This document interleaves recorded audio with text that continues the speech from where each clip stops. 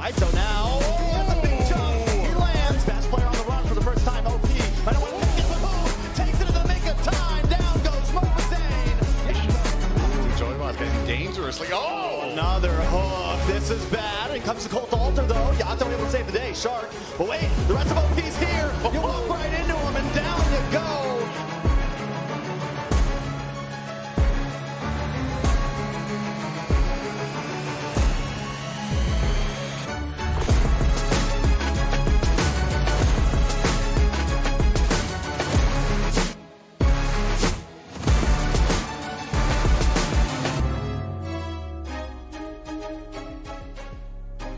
Oh, I think MLBB and mobile esports can clearly be the #1 opportunity for kids to enjoy, play, learn, have fun, and find futures for themselves.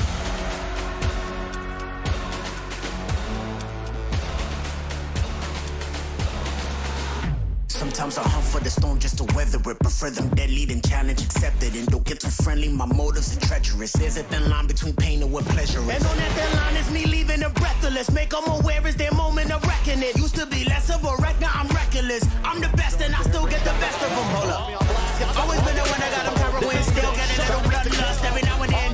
Beckoning, follow him, or fall to him like they all do. I follow my own guidance. I follow my own guidance. Still woke up and chose violence. When I talk, they all silent. NASEF's vision is to give all students an opportunity to learn about career pathways that they can have in esports. For some, it's being an elite gamer, playing games like MLBB. For others, it's casters, it's streamers, shoutcasters, all these different career opportunities. And so that's what NASEF is doing, is providing career pathways and opportunities for all these students. You know, we don't in the United States, in North America, play mobile games. And it really is, when we traveled around the world, that's what everyone plays. So if we're gonna compete and we're gonna give kids the same opportunities everywhere else in the world, they gotta learn how to do it. And there's nothing like MLBB. It is the best in the world. I'm feeling a little bit dangerous, and they looking a little bit anxious. If I'm laughing while I'm twirling in my fingers, it's only a warning that you can't just walk up to me, talking to me. Ain't no telling my reaction, I could black out. This is such an experience, and it's always one I wanna max out. Defy the odds, and they're well on their way of doing it down the mid. The Nubian flicker. Yato makes the play. They're gonna try to close it in. Shark wants to return though. Joybox, immortality pops. They don't have the minion just yet. They got two. ISO gonna lock in. Can he do it? 50%. 30. No, wait. Two more hits. Just finish it. ISO can't quite do it.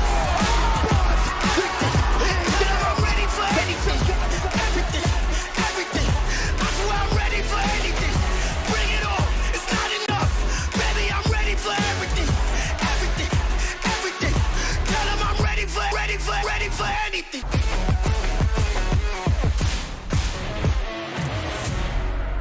6 years, Southeast Asia have been the conquerors of the land of dawn. But now, new competitors have arisen, hungry to vanquish C's dominance. 12 teams will come to battle. Only one can be champion. In this MSC, the 12 qualified teams compete in 2 stages. First, the group stage, and then the knockout stage. The group stage starts with a draw. The champions of MPL Indonesia, MPL Philippines, MPL Malaysia, and MSC 2023 Myanmar qualifier are placed in Pool 1. All other competing teams are placed in Pool 2. Pool 1 teams will be distributed across 4 groups: A, B, C, and D. The other 8 teams will be drawn randomly into the other groups. Teams from MPL Indonesia and MPL Philippines will not be drawn into the same group, making sure things stay challenging.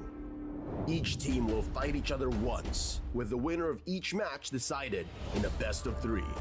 Only the top 2 teams of each group will advance to the knockout stages. As for the knockout stage format, it will be a single elimination bracket, with each team fighting in a best of 5 series. Teams from the same group won't be drawn into the same knockout matchup. there is no second chance. Losing teams are eliminated from the tournament until it comes to the semifinals, where losing teams fight for a chance at third place. But after the semifinals, we come to the grand final in a best-of-7 matchup. The knockout stages will take place over 4 days, from June 15th to 18th. No matter which side you stand for, let your voices roar and carry your team as they fight for honor, glory, and victory. Witness history in the making as we see the world this MSC in Cambodia.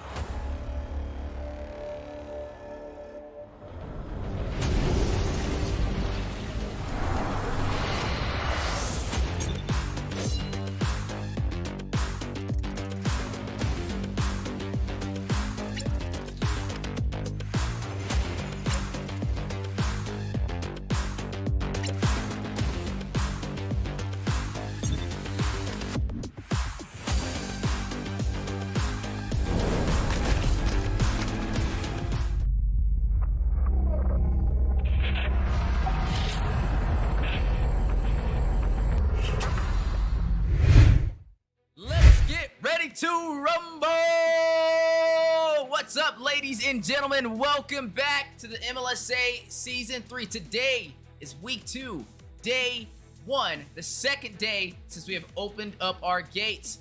And we have some amazing teams ready to go head-to-head. And speaking of amazing things, for those who didn't catch it, we are currently in registration period for an amazing tournament that we are hosting. We're giving away $1,000 to the winning team, and also Moonton is pitching in 100,000 diamonds. So make sure you guys follow us on the Mobile Legends Scrim Academy Discord server now if you want to compete. We're going to do a tournament that's going to start June 16th and finish around July 2nd. 32 teams having the opportunity to be able to play head-to-head. What more could you ask for? There's going to be big names out there too. BTK is a part of it. Outplay, they're sponsoring it. They threw some of that cash prize into there as well to show how much they kind of love the Mobile Legends Bang Bang community. So definitely get out there, compete. Let's see what you guys are made of. But speaking of what you guys are made of, speaking about what these teams are made of, let's take a look at today's schedule. As we are seeing the first series of the day, Night Horde making their first appearance in Season 3, going to be going up against Team Calibur in a best of 3. The second series of the day will be Dark Immortals up against ZenxLotus. And then to finish off the day, Calibur swinging back around to shut it down. Going to be going up against Aggravate One. And that's not all. As ladies and gentlemen, let's go ahead and swing over to our amazing caster's desk. We got an amazing first appearance in Season 3, but he's been behind the scenes and he's casted with us side by side during, I want to say the Valentine Dash, and also Season 1 and Season 2. El Manny is in the building. Also, make sure you guys follow him over there on Twitch because he's been streaming. He's been putting in that work. How you doing, Manny? What's poppin' up? And so good to be back here, Wheezy. I've been putting in that work. I've been excited to come back in here on the caster's desk. We're waiting to see how these teams are going to go. Super excited how the meta's been changing since NACT. So I'm just really excited to be here. I can't wait. I got the jitters. Well, I'll tell you what, I can't wait either. And speaking of waiting, let's not wait any longer. As we are jumping into the predictions, a new segment for Season 3. Currently, the casters' predictions for what we're expecting between these two amazing teams. We put all X's. We don't want to give them a caster's curse since we have just opened up the door. So we're going to give a week for teams to be able to compete before we properly gauge them and give them our predictions. But let's go ahead and jump into this amazing game as we have Night Horde ready to go toe-to-toe in a best of 3 up against Team Calibur.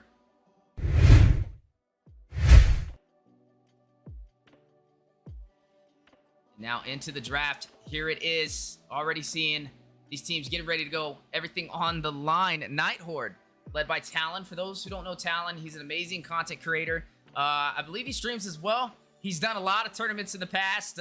He has one of the biggest servers. He's competed in NACT. So definitely a face that many should recognize. And he does a lot of stuff behind the scenes when it comes to local events in North America. I know you guys have been seeing all the meetups and things of that nature. And he's one of the dudes that spearheads that. So if anybody wants to meet up and play some MLBB, he is definitely your guy. And speaking of that, Manny, how you feeling about today's draft? So, as always, we always see the Arla and Glue ban. That's typical bans we see. Feeling good about whichever team picks out this new patch notes, if you see Alpha and Gatot going up there, and with the new revamps coming in, I'd like to see more of that gameplay as well. But I am excited to see how Night Horde, which is a staple brand name you hear in MLSA, going against Calibur, which for me is brand new to see. So as we see with the Mitsutar getting banned, that's a good ban as well. A lot of anti-blinks getting out of the way. So I think that's a really good choice. What do you think that we should see for predictions on the side of Calibur? Well, I mean, if we're going with what we typically see overseas, I mean, typically the Arlot's taken out. The Glue sometimes is taken out as well. The Fredrin may not walk through. The Valentina, the Faramis. I mean, there's still a lot on the line, a lot on the table. Something that's still on the line is Valentina. Not anymore, as it is going to go ahead and get banned out over there by Calibur. Just one of those heroes, especially when you slot it in this early in the draft, it can provide a lot of draft pressure. It makes you have to think twice on what you're going to allow to walk on your side when that's going against you, because she can take every ultimate on the table and make you pay for it. So I'm liking the way the draft is going so far. Typically when I see two teams banning in this kind of form of nature, it kind of tells me that they know what they're doing, right? You can kind of tell a lot about a team by the way they draft, and right now I think we're in for a treat. And I absolutely agree with you, Weezy. Seeing that the Faramis getting banned right there is absolutely staple as well, considering how he can just completely deny the enemy team from fully going all in a team fight. So getting that out, especially, and Navaria as well. I haven't really seen too much of a Navaria. I know she's more of a sniper mid laner, but I believe getting that Faramis out on that is critical on the Night Horde side. So we're gonna have to see what they're gonna set up for a composition here. Yeah, definitely gonna have to see what kind of composition they're gonna kind of formulate here. I mean, you're looking at the Glue being taken out, the Valentina, the Faramis didn't walk as well, so that's gonna leave some typical picks like the, well, I didn't expect the Eve. Okay, so the Eve, I don't know. I feel like it's a little too early, but time will tell. I mean, they do have that 5x5, that manipulation to drop down, that zoners control on these neutral objectives, but is it right to slide it this early in the draft as you leave yourself vulnerable for a counter pick? Well, seeing as you just said about the counter picks, right, both teams are deciding to pick their mages early, and having that Yiv brings a lot of pressure, especially when it comes to team fights. So as well as Farza. But as we just noticed, they just picked up that Martis, who's just been super cruel in the jungle, providing that early game pressure and allowing their team to get in those invades. So it's going to be really hard to see what Night Horde will come up here for that answer. Yeah, definitely need to find some answers. And I mean, there goes that Martis right there. It's going to have that anti-CC to be able to rush in when that manipulation does drop down. So that's a little bit of a plus, but is it enough? You do have the Farza, so there's a lot of artillery on the board so far. Two of the top artillery mages have been slotted. The Farza alongside the Eve. I kind of prefer the Farza a little bit better. You have the Wings by Wings. You're a little bit more mobile, but Eve can get the job done as well. You are looking at that Yuzong being slotted in, though. A Yuzong who can use that Black Dragon, has the mobility on his side, and he can definitely drop down on that Farza when she does use that Feathered Airstrike. So something that Calibur is going to have to watch out for. And speaking of things to watch out for, something we've been typically seeing recently, kind of skyrocketing into one of the top junglers of North America, is the ZenxLotus picked up by Night Horde. Now that's absolutely true. As you just pointed out, ZenxLotus has been absolutely dominating the jungle, you know, and it makes no sense. An assassin that doesn't even need War Axe, just scaling damage with his tank items. Absolutely absurd when you think about it. But as you said, with the YZ and Yiv, together they've been a staple combo together, especially since they can provide that slow and YZ can get on that back line. That alone right there is going to win your team fights. But we can't count out the fact that, again, they got the Martis. They're going to go in for the invades. Farz is going to be able to zone. And Uranus is just going to, his point is just going to be to annoy and pressure. So typically, I can't really say who won this draft right now. I do like this Kaja ban though, Weezy. What do you think? The Kaja ban, I think it's smart. I mean, Kaja's definitely one of those heroes that can give you a harder time. And they don't really know what they're going to slot in their roam position yet, right? They have the Yuzong, so typically when you see that Kaja, you see something that's a little bit more heavy CC oriented. So not sure if that would have been picked up. But one thing that I don't know though, because they already picked their jungler as well, so I'm not really sure. I mean, the Kaja is always a great pick in my opinion, but you have to kind of combo it out with something that can provide additional CC, since that is a single target CC hero. But Brody is going to be the last ban for the side of Calibur to finish the ban phase. Something that got slotted in, though, the Uranus. One of those heroes that I feel like hasn't had that much shine in the XP lane recently, but one that you can't underestimate, right? Uranus is kind of like the Esmeralda. Stays alive, super sustainable. You run that sprint on him. He can get out of sticky situations and pretty much stack up all... As long as he has all his stacks, he can continue to regenerate that HP, but I'm not sure. It looks like they're going for the Vengeance on him instead. Maybe that's something new. I mean, when I was running the XP lane, look, back in my day, you know? Back in my day before I was a caster, we was running that sprint on that Uranus, but I don't know. Maybe that Vengeance is the new wave. You guys let us know over there who's tuning in, but so far, so good for both sides. I think they have some answers on the table. You have sustainability from the Yuzong. You have sustainability from the Uranus. You have mobility for the Eve. You also have mobility for the Yuzong. Then you have the 5x5 artillery from the Eve alongside the Farza. So I think right now we both can agree on both of these teams are heavy team composition oriented. And I absolutely agree with you, Weezy. They're both team heavy draft pool right here. But as we notice, they might get this carry in check, and I believe that is a very smart choice.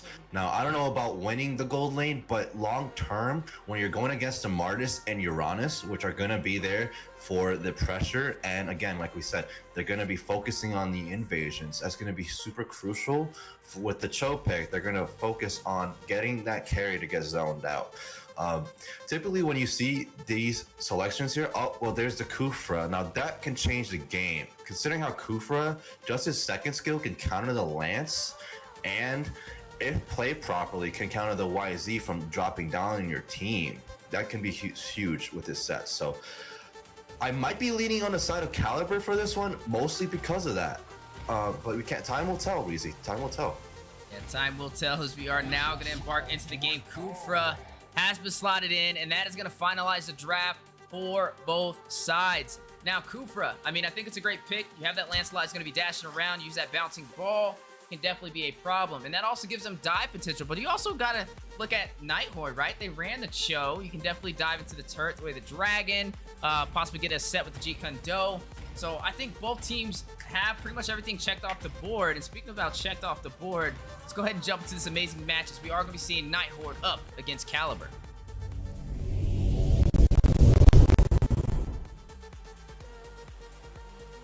Right now, looking at all those spicy skins, making my wallet hurt right now. But I can't wait to see how this goes. I mean, I've never had the chance to see these two teams go head-to-head, but I know about them, right? We've seen Calibur competing. We've seen Night Horde, a team who competed way back in the day in the NACT, back when I was competing, before I was even casting. They made it pretty far, and now to see them back in the professional scene again definitely gets you wondering exactly where they're going to go, as we are now jumping into game one of the first series of the day. Night Horde on the blue side versus Calibur on the red. Now, as we go into these games, I want to see aggressive early game play, especially since Calibur picked up that Martis. That's going to be huge if they're able to let him get snowballed here. But again, most teams focus on their gold laner, especially when it comes to this high level of play. So time will tell to see if these aggressive plays are going to be able to pay off. Yeah, definitely time will tell, as right now both teams, you know, definitely some objectives on the board that they have to focus on. I mean, when you're looking at the gold lane, you're looking at the carry up against the Beatrix, the carry who definitely can hit very hard if left unchecked. You need to get to that bottom lane and shut down Void nice and early. Beatrix, who can play from a little bit further, does have that Rainer at her disposal. One of the top picked marksmen so far, not only for North America, but globally. And there you go, already hitting the beat. Does a little bit of chip damage down on Void, but RON does rush in, trying to get that set. Unfortunately, it does not connect. Now, as we notice here, right, Martis going in for that aggressiveness, just trying to apply that pressure down in that gold lane. And as we see that, we see the little chips going from Beatrix. So speaking of play, the top lane, you are going to see Keshi pick up a kill, takes down Divinity First Blood. The mage is going to fall for Calibur. Now, they got that first blood in there from Night Horde, and they're applying that equal pressure, so denying the fact that they're realizing where Martis is at all times. Speaking of, they're already seeing a lot of pressure on the top side, only 2 minutes in, and speaking of pressure, Arwen a little too deep behind enemy lines, takes about half of his HP down. Fast Alert is going to find Arctic, though, is going to hit him with the Decimation. And that is going to be 1-for-1 on the board so far as this turtle is spawned in.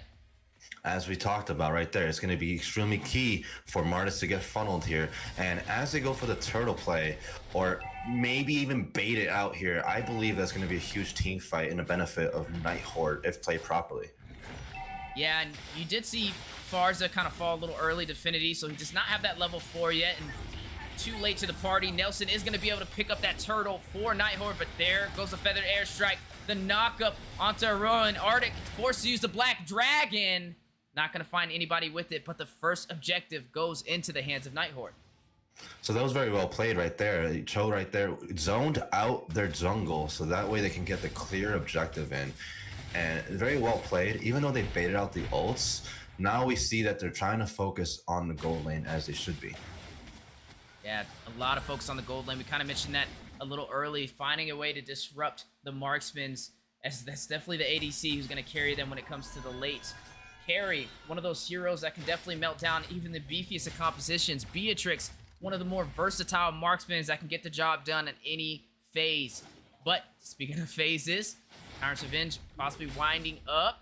Not going to hit the mark on a Void. Keshi joining the fight alongside Nelson. 2v2. Make that a 4v2 as Scout and Void wrap around. Down goes the manipulation. Void finds R1, but the Feathered Airstrike to respond. Bombs dropping everywhere. You're going to see Benish Rage from Super Me as well. Not going to hit the mark, and both sides disengage. But wait a minute. Scout hit with Namiru. Super almost took him down. Could have picked up that kill, but playing a little passively, and I got to respect it, right? Your life is very valuable, especially this early in the phase as the gold laner. And that's very true, Weezy, right there. But I believe Scout was just trying to provide that vision control, as we noticed. And let's take a look at these items as the game goes along. Now, as we've noticed, even though they haven't really been helping Void out, Void actually taking the lead in the gold, getting his first item in check. Speaking of gold. Yeah, you are seeing some presence inside of the mid-river. Phantom Execution. Nelson is going to take down Arwen. That is Kufra, who is going to fall. This is now a 3-1 kill lead in Night Horde's favor. Now, as we notice that, we're going into the ZenxLotus build, right? He finishes Molten Essence. He's tied up with the carry. And another top play going on here. But the flicker from Farza saving her life from the feeds. Yeah, and look at Scout already trying to find a way to take down the marksman. But he has been spotted out, but able to hit the G-Kondo, but uses the way of the dragon to force Super into his tier 2 turret. He's still able to defend all by himself. And now with a little bit of backup, Arwen, Basher joining the fight. Nelson pathing around, may be able to join as well, but no, going to continue on his farm route. But speaking of pressure, now looking like it's going to be in Calibur's side. They have a 4-man stack and only Scout and Void to defend the bottom lane. Now, as we go in here, we're going to see a huge team fight as they choke out Void. Oh, huge set by Kufra. Nelson takes a turtle. Affinity takes out Scout. You already see Nelson with the Decimation taken down. Vastro picks up a kill. And look at the turret at about 25% HP. But Nelson off screen, taking advantage of the situation, is going to open up the map for Night Horde and claim the first turret in the mid lane. Now, that was very well played by Nelson there, able to equalize tower pressure. And that's the main of the game, right? Tower pressure, getting objectives. Even though that the gold lane is getting choked, if you're able to take off their mid tower, that's going to provide more roam pressure on the side lanes as we go along for the later objectives. Yeah, I always feel like, in my opinion, the most important turret this early in the game is the mid turret. And to lose it that early, it creates the opportunity for Night Horde to be able to dive in a lot further in the jungle and be able to gank those side lanes, which means it's going to force Calibur to play a little bit more passive, right? They already lost their mid pressure, which puts them in an awkward situation. Only 6 minutes in, and so far a great start. 3-3 on the board.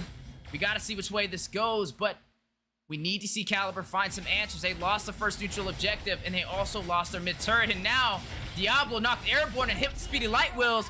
A 2-for-1 combo. Void is going to pick up that kill. Can still play on the way out as Vastro joins the party. No, very well played by Void and Scout right there. Able to zone out the Uranus right here and bait out Martis. And with that conceal, it was very well touched. I do want to notice that even though Calibur's behind on gold end objectives, they've been playing extremely well to their strengths. Yeah, and that's what it's all about, playing to your composition. Still a low kill game, but that can change in the blink of an eye, as you are going to see Vastro, one-man army, dives between 3 members of Night Horde. Venice Rage goes down, he has backup. Keshi finds Vastro though, with the manipulation, RWM in full effect. You are going to look at the flicker in from Void, takes a kill, finds Arwen, 2 members down for Calibur. Very well played by Night Horde there. Super zoning rhythm. I do want to notice that even though, again, Calibur's behind from these objectives, if they're able to utilize their strengths again with their Martis play going in, I think that that's what they can get the comebacks on. But they'd have to shut down Void. He's at that 3-1 lead on them, and the later the game goes, the stronger carry he's going to be. Yeah, definitely got to watch out for that carry. A game changer when left unchecked. And right now, they're having a pretty solid start. I mean, KDA 3-1-0. That's exactly where you want to be this early. And if they don't watch out, may be able to possibly one-shot majority of the heroes on the board, as you're already seeing Void's damage stack up. But this may be a possible answer. Arwen risking it all, dives in, trying to claim this turret, but the deny with the speedy light wheels, is it enough? Looks like it is. As Void is able to secure his turret from being sieged. Now, as we notice here, they're going to try to keep trying to choke Void, and as they mentioned, there's another team fight happening. You already see the Tyrant's Rage on the wall. Void finds Arwen. Feather Airstrike going down from Definity. Super finds Void. Phantom's Executioner with the Thorn Rose. Nelson is going to take down Definity. Vastro trying to get out of there. Scout on the chase, on the prowl. Super Me in a position, trying to contest, but hit with the manipulation. Keshi is going to take him down. Killing Spree activated. They are going to lose a turret, though, in the process on the bottom side. Right now, the map is opening up for both sides of the table, but still, Night Horde having the advantage.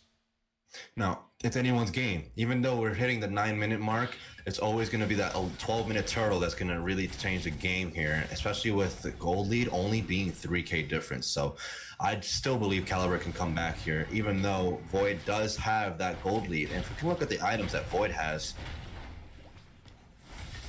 Yeah, looking at those items already 9 minutes in, and you can really see they're getting stacked up. They're getting extremely stacked up. He has his Corrosion Scythe, he has his Golden Staff. That's the 2 big key items on carry. Once he finished that Demon Hunter Sword, it's going to be a real problem for Calibur. Speaking of Calibur, now making the way into the Lord Pit, trying to get a denial. Down goes the manipulation. Amir's passive response from Super, but hit with the G-Condil. Nelson finds Vastro, takes down the jungler for Calibur, but he is not done. Nelson trying to pick up that double, finds Super Me. Man, they're getting everything on the menu at every single stage of this match.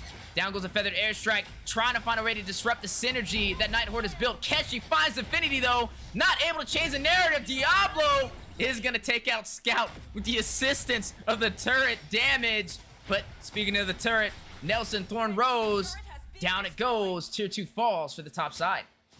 Super well played by Night Horde, able to utilize so much pressure. Nelson going, weaving in and out like a professional ZenxLotus player. And as we noticed right there, ZenxLotus is just incredibly strong.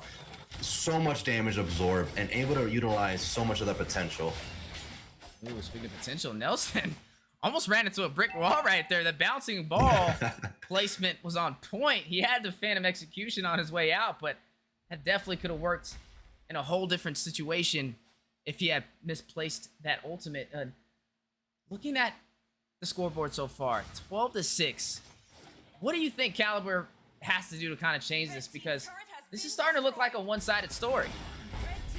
Yeah, so it is seeming one-sided, but again, we've seen teams come back from worse, and what they need to do is, even though they just took down that Lord, they can't let any of their objectives go by as Night Horde's pressuring their other lanes.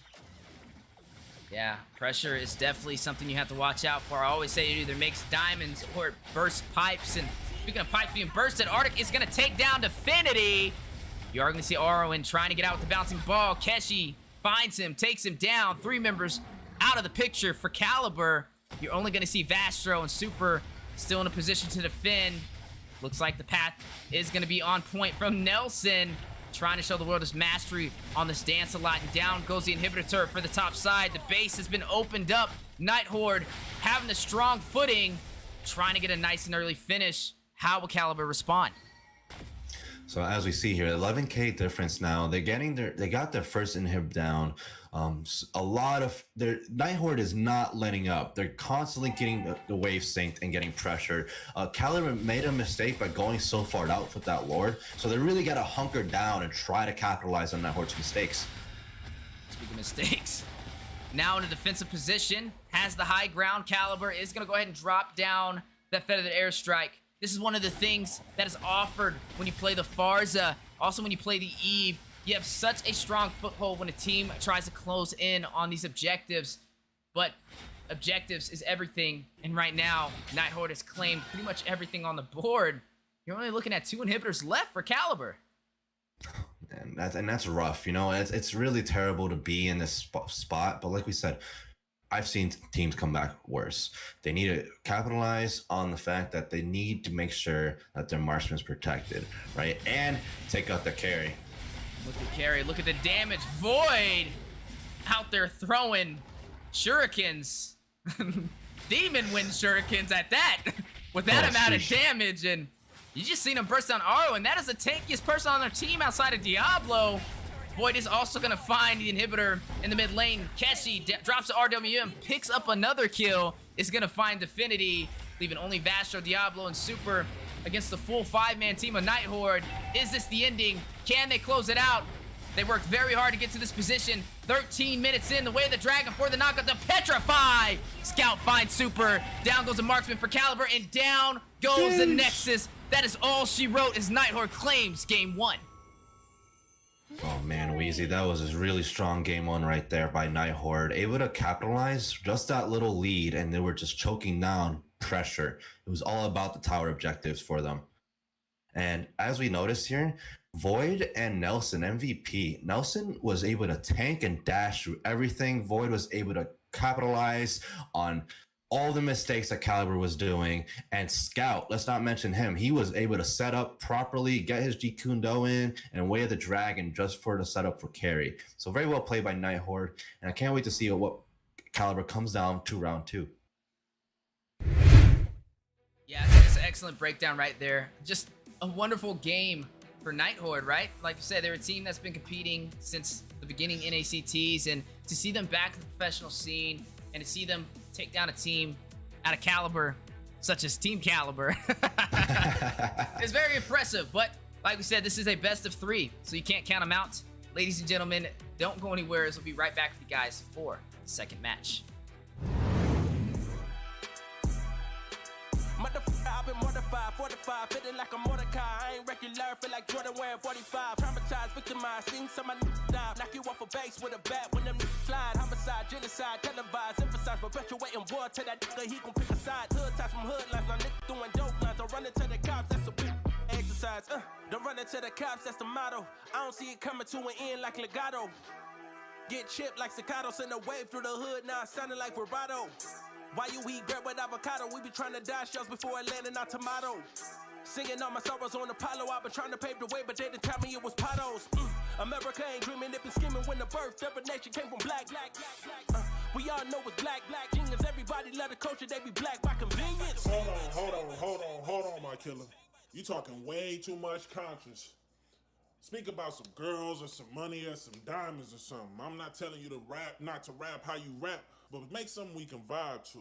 Sounding like a real anthem. Shawty saw my wallet, now she think I answer. Whoa, telling me she wanted me to hammer. Trying to get saved, baby, I am not the answer. No, I can never trick. Unless the bitch is my bitch with a kiss on my lips like, I am not a pimp with a limp. I'm a man with a gift, and I'm doing my shit like, Tell them other nips, I'm the nip. I'm the man in the city, and my bank account bigger, and my body count bigger. That's without a doubt. I'm 100 steps ahead, that's a lot of mouth. That's a lot of clout. What you all about? What your dollar amount? You a boy scout, I'm a big dog. Tell the truth, I don't get y'all this shit. Time corny, turn this shit off, bro. I can't rap how everybody else rap, bro. Everybody talking about hoe, cars, clothes, chains, and money. That shit corny as fuck, bro. On God, I don't want to rap about that corny ass shit.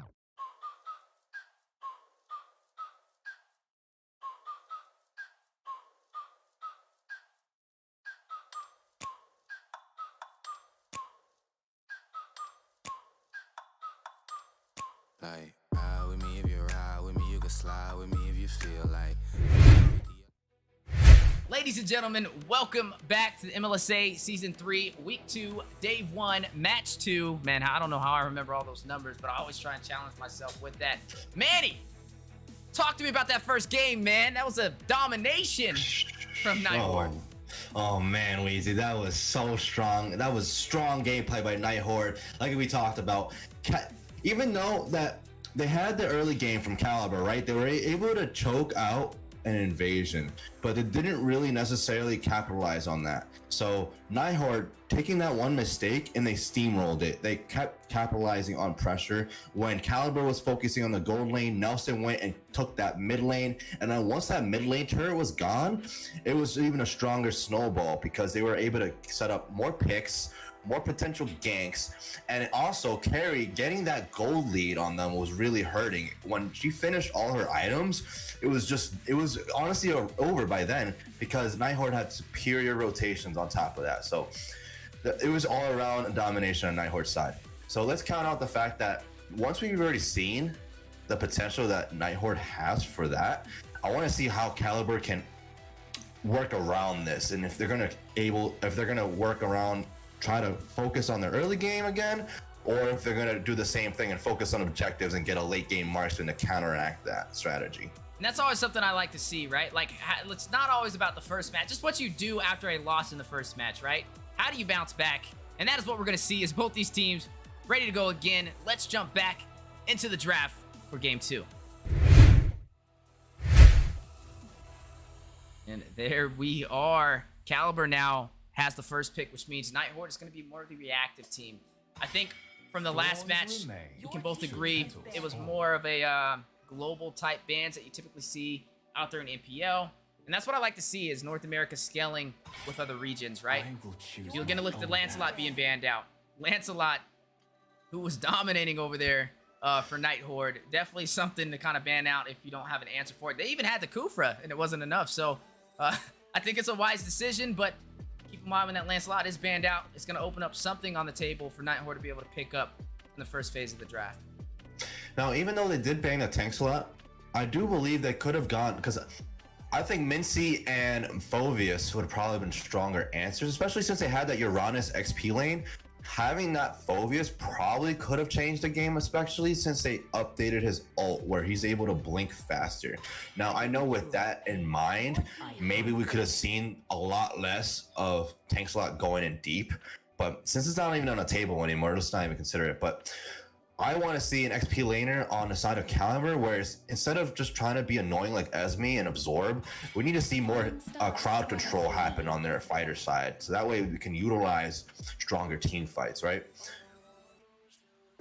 Yeah, I think it's definitely an excellent point. And speaking of points, Navaria has been taken off the table. I haven't even got to really see Navaria in the MLSA since we opened up Season 3. Just one of those heroes that pretty much is avoided at all times. So that's a 100% ban rate for Season 3. Just a little bit of an interesting fact there. Arlott didn't walk through as well. We know how well he can dominate, especially when he can stack up with some additional CC, get those marks, and deal that damage. But something that's on the table that hasn't been taken off, 2 things that we kind of see go hand in hand is the glue and also the Faramis. But the Valentina was taken off the board, so I wonder which one they're going to take out, right? The glue. Not too many fighters can go toe-to-toe with them. If any fighter at all can go toe-to-toe with them in the XP lane. And then the Faramis, which can be flexed either as the mage in the mid lane or also as a support hero to kind of roam around, and just creates a 3D style of drafting. And it looks like they're going to walk through the draft because they took out the Kaja for Calibur and they took out Joy for Nighthorde. And there it goes. Calibur takes up the glue. That's a wonderful pick right there. Getting that glue in, and like we said, denied the Valentina and Kaja, and both teams getting that Faramis and glue on the opposing sides. And mind you, having that Faramis is just another answer, and that's not even part of what the team's gonna go on. He's just gonna provide that extra life. Whereas glue is gonna be super annoying and be able to absorb just as much damage as Uranus can, but his abilities are more spammable and it's a lot harder to deal with. Getting this Claude from the side of Nighthorde is really strong, so that would mean that to answer that, Calibur would have to go carry again, maybe. But Claude in itself is another anti-beef hero. So even if they went with Glue and a Edith, having that Claude is going to be a really strong counter to that. Yeah, I can second that, right? I was like, okay, they slotted in the Claude. They have that late game damage secured. Not to mention they have the Faramis. When that Glue hits that split, that's when Faramis is going to have a party over there with those mini Glues. Take them all out at the same time. So I think that's 2 answers for the Glue so far. I don't really think there's too many fighters that can kind of go head-to-head with the Glue, but it does make up for it when you slot in a composition like that. So I will say for Night Horde, it's looking promising. Now back onto the side of Calibur. They're going to go ahead and lock in both their back lines. They're going to go ahead and secure the Brody alongside the Eve. Now, as we noticed last game, I don't remember which side banned the Brody, but Brody is a really strong counter for a lot of marksmen, especially since he's a skill-based hero, he has range, and he's able to zone for himself. So having that Eve and Glue there, able to protect that back, just to protect the Brody, to let him utilize that damage, is going to be really hard for Claude to be able to go in, especially since all is more close-based. But seeing as Night Horde picked up Chow, I think that they're going to go with that strat again, where he's going to be a roam Chow and able to zone for their marksman, because as we saw that from the first game. And that's the interesting thing, like when you lock in that Faramis, right? It's not only just in the mid lane, but it's also can be provided as a support to keep the team alive, to be able to dive, get some very aggressive engagements to work in your favor, and also, as we like to say, saving grace when things look a little not in your favor. But looking at the bans, they're going to go ahead and take out Yuzong for the side of Calibur. They do have that Eve, who is going to be kind of stagnant with that manipulation. When you have that Yuzong to go against, it can definitely be a problem. But, I mean, they already have the Cho, right? The Cho, who could also be slotted in the XP lane. If they really wanted to slot something else, they still have the option. And this is what we call a flex pick, right? And that is what the Cho provides. And not to mention, I like how it's stacked up with the Faramis, so they just have so many options right now for Night Horde on which way they can go with this draft. But when we look at Calibur, we all know where this is going, right? You're not going to see that Glue in the jungle. I mean, I've never seen a Glue in the... Have you seen a Glue? I don't know. Maybe we'll see it for the first time in Season 3, but Glue typically is going to be in the XP lane. Brody, you know, unless he's on the caster's desk, he's going to be over there side of the gold lane. And then you are going to have that Eve in that mid position. But looking at Night Horde, getting a little creative with the draft now. Gonna go ahead and lock in that Jawhead. Jawhead or Aulis? Now, Aulis seems more of a beneficial pick here, since Jawhead's mostly about picks, right? But Aulis, they're going to be focusing on the late game. With the Claude and Aulis hitting level 12, is going to be unstoppable if they're able to pull it off, right?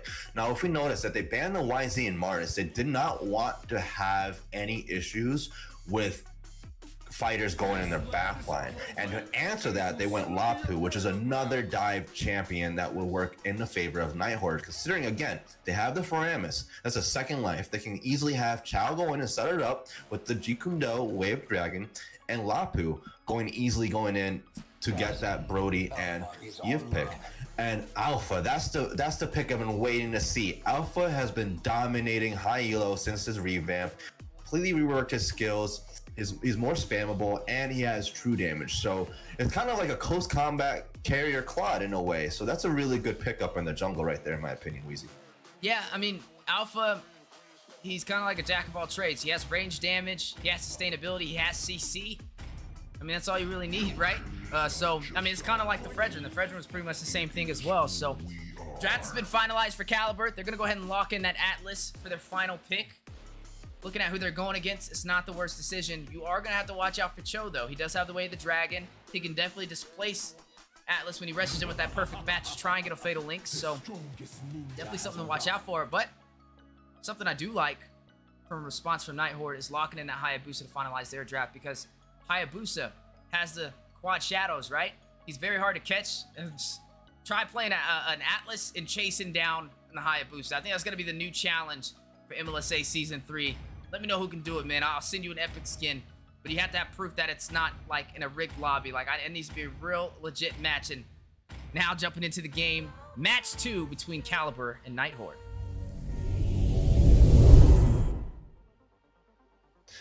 Now, I wanted to mention one thing, Wheezy. It was actually a Hanzo that they picked up instead of the Hayabusa, which is it is a Hanzo. Yes, and it's actually more low-key OP in a sense because Hayabusa has that weakness where in the team fight, his ultimate would gradually bounce off of everybody. But Hanzo, his body can be safe and get into the team fights really well without have any repercussions whatsoever. So I think that's a really well picked there from Night Horde, especially considering how Calibur has the alpha, they have super dive comps, they have the Atlas, so they're going to be able to avoid that. And speaking of, look at this action in the early game.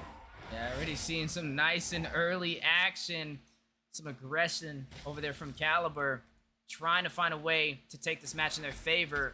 Not going to waste any time. I mean, we see Night Horde kind of dominate in match 1, right? They're already up with 1 game and now has sent Calibur into match point. If Night Horde takes this, it will be a sweep. Now, as we notice here, right, Night Horde already won the first round. They're trying to be patient. They're going in for that. Another invasion here since they're just trying to counteract Atlas going in on that Hanzo. But seeing how Scout is providing a lot of vision here, being really risky about it, is really good because now that they know where their jungler is, they can plan accordingly.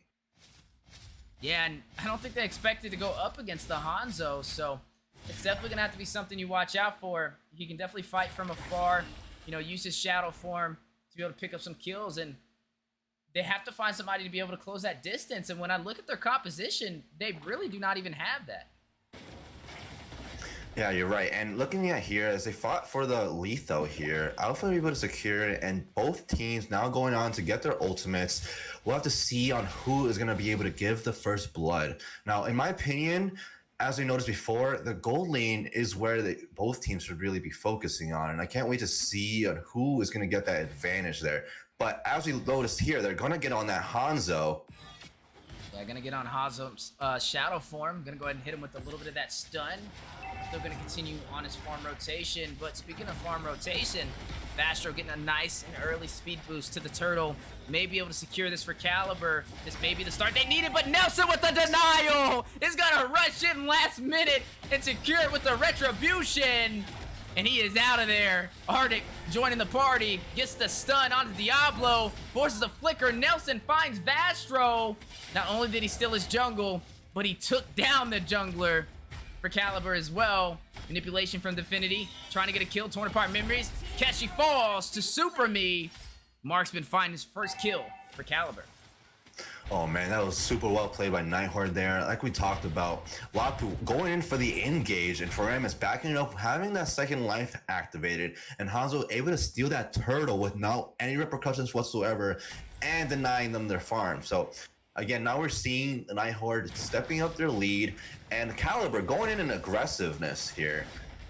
Yeah, definitely being aggressive, trying to disrupt the tempo and synergy from Night Horde, but it is a high risk, high reward play style, and this is when you start to expect a high kill game, leaning toward either side's favor. It just depends on who makes that mistake first. Is on the bottom side, Arctic is gonna find Diablo, hits him with the Raging Slash and takes him down. That is gonna be an advantage, 2-1 on the board for Night Horde. Oh man, Night Horde looking crispy here as we go into another team fight.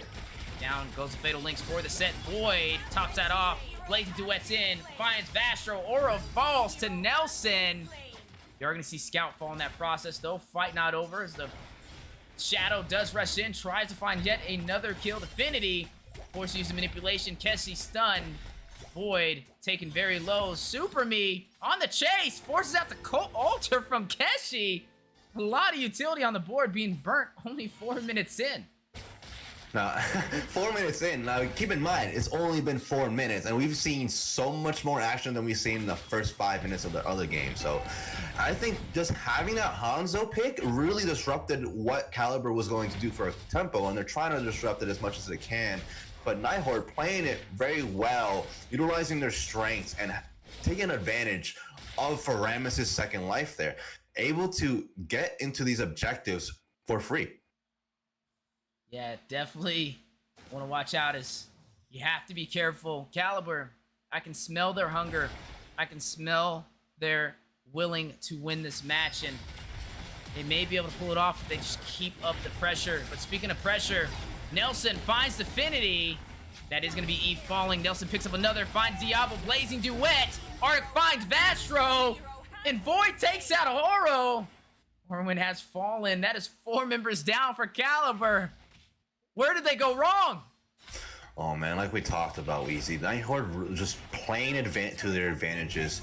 Kashi able to utilize that second life, and with Lapu and Hanzo going in, focusing on the Yve. They're focusing on the Yve so that way they don't have the zone. And once they got their zone out, their team was able to snowball in, and one by one, we see Calibur falling. Yeah, just seeing them fall one by one. But make that a 2 by 1, as you did see Vastro make his way up there to Arctic. He did spot him out, though, in the mid lane. You are seeing Night Horde getting nice and comfortable now, changing this match in their favor in the blink of an eye, able to increase the kill lead by 6, now leading 8-2, only 5 minutes in. We kind of mentioned that high-risk, high-reward playstyle. Calibur was the aggressor, but man, were they punished. Vastro is going to take down Arctic. Blaze Duet from Void. Nelson is going to take down Oro. Nelson finds Diablo for the double.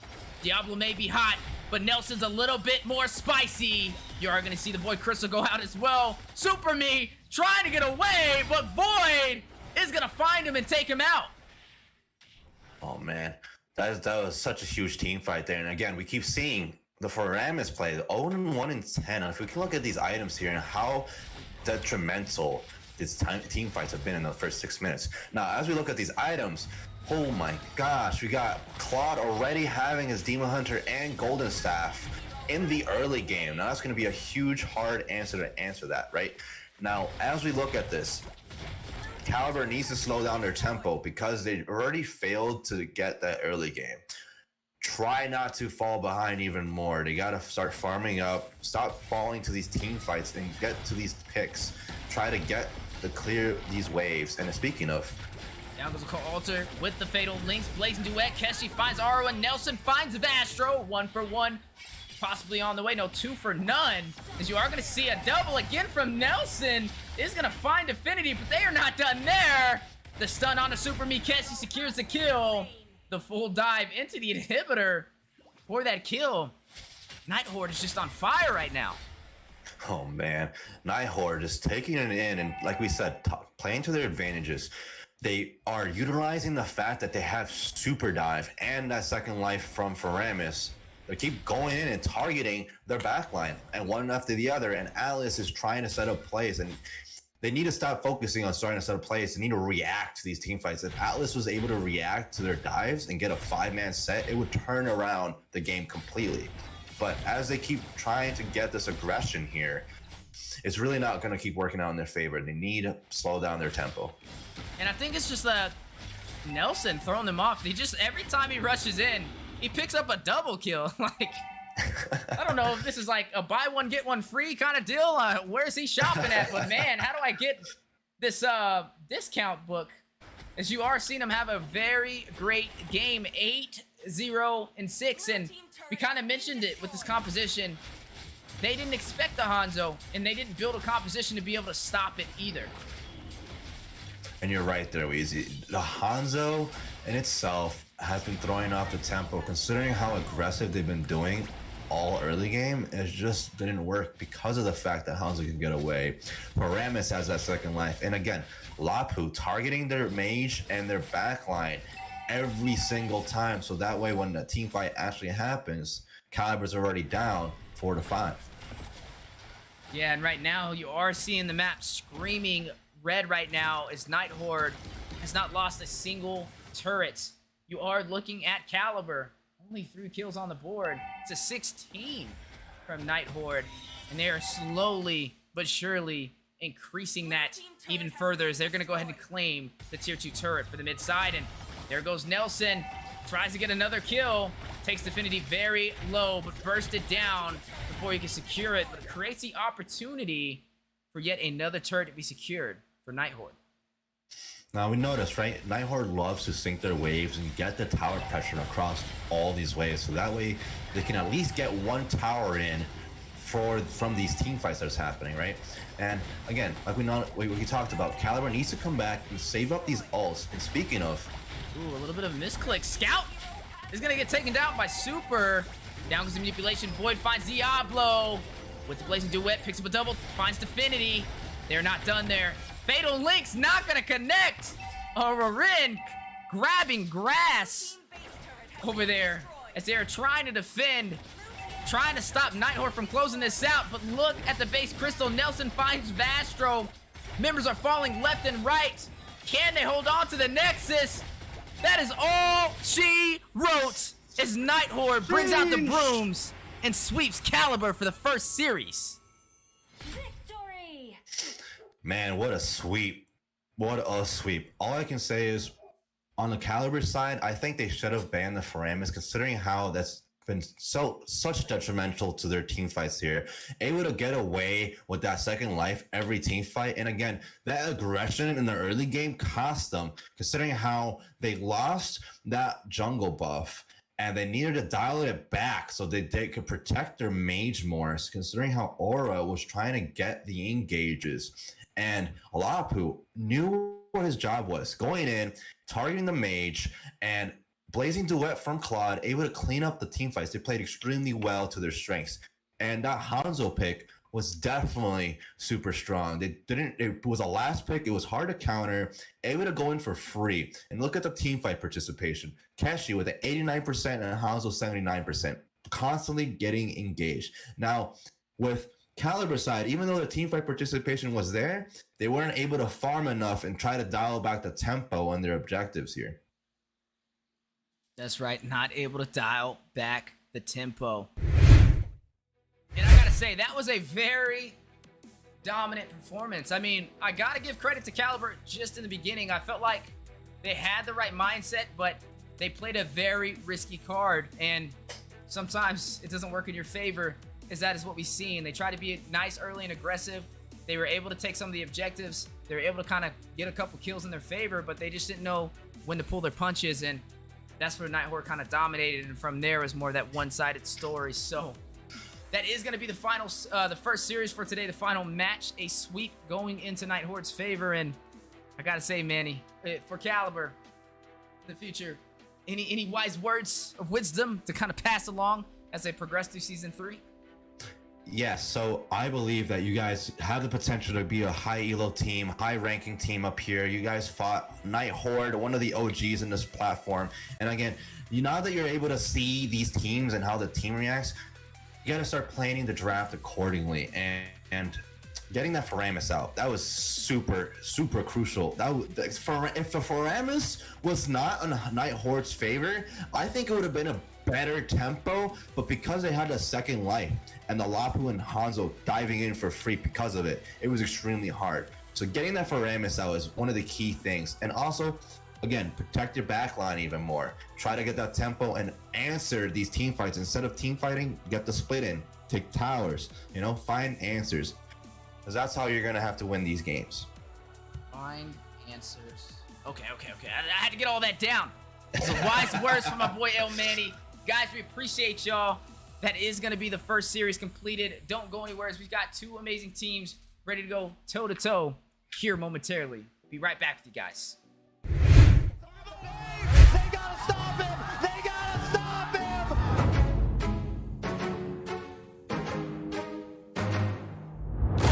That player, Immortality pops, Horde able to find Yato. Joybot's getting pulled out. Direction with electrifying beats. Takes down best player. Basic on the run. Take that team. Joybot versus his ISO. Fight Basic. Here we go.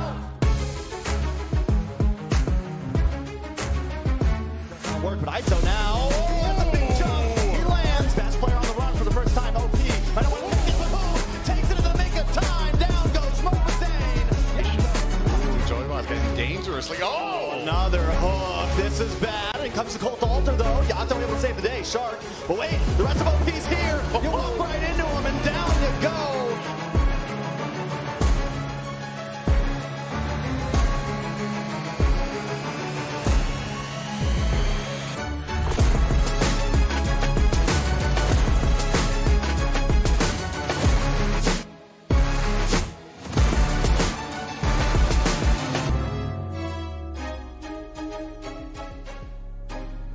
I think MLBB and mobile esports can clearly be the #1 opportunity for kids to enjoy, play, learn, have fun, and find futures for themselves.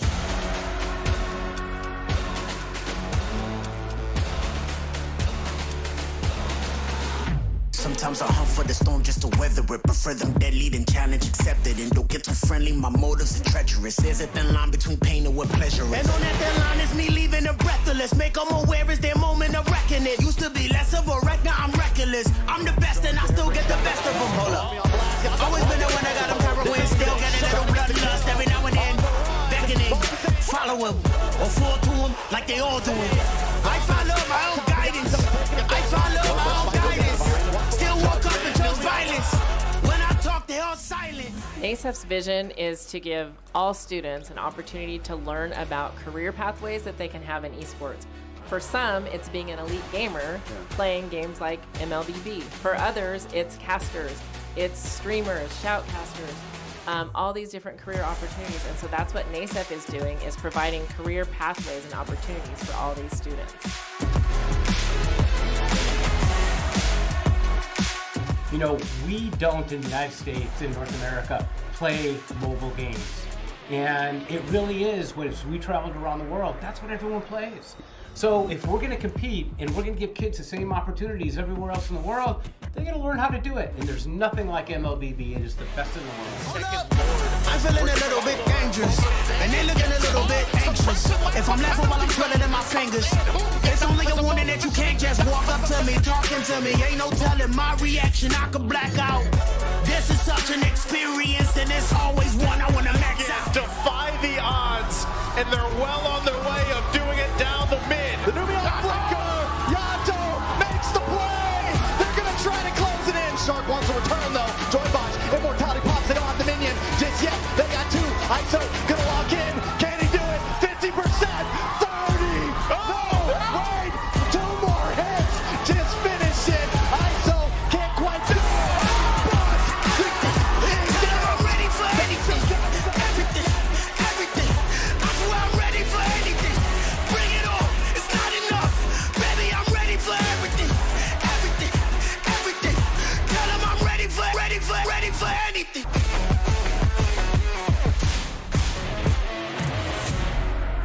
6 years, Southeast Asia have been the conquerors of the land of dawn. But now, new competitors have arisen, hungry to vanquish C's dominance. 12 teams will come to battle. Only one can be champion. In this MSC, the 12 qualified teams compete in 2 stages. First, the group stage, and then the knockout stage. The group stage starts with a draw. The champions of MPL Indonesia, MPL Philippines, MPL Malaysia, and MSC 2023 Myanmar qualifier are placed in Pool 1. All other competing teams are placed in Pool 2. Pool 1 teams will be distributed across 4 groups: A, B, C, and D. The other 8 teams will be drawn randomly into the other groups. Teams from MPL Indonesia and MPL Philippines will not be drawn into the same group, making sure things stay challenging. Each team will fight each other once, with the winner of each match decided in a best of 3. Only the top 2 teams of each group will advance to the knockout stages. As for the knockout stage format, it will be a single elimination bracket, with each team fighting in a best of 5 series. Teams from the same group won't be drawn into the same knockout matchup. There is no second chance. Losing teams are eliminated from the tournament until it comes to the semi-finals, where losing teams fight for a chance at 3rd place. But after the semi-finals, we come to the grand final in a best of 7 matchup. The knockout stages will take place over 4 days, from June 15th to 18th. No matter which side you stand for, let your voices roar and carry your team as they fight for honor, glory, and victory. Witness history in the making as we see the world this MSC in Cambodia.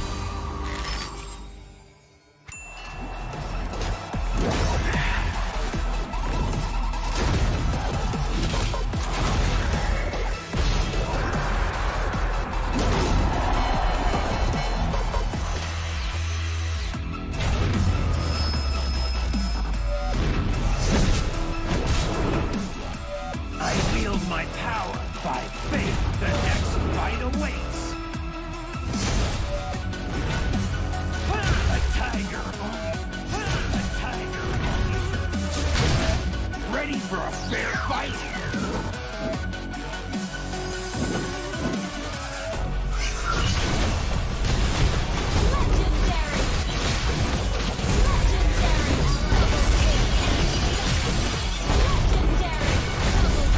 As swift as wind, as fierce as fire.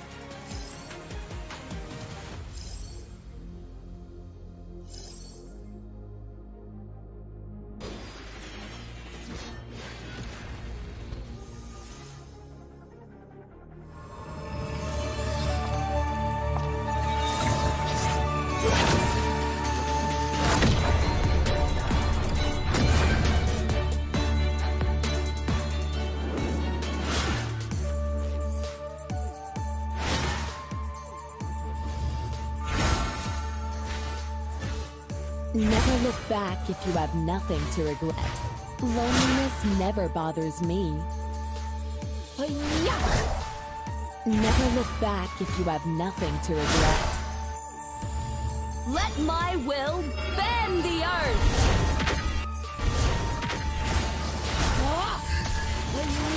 Legendary!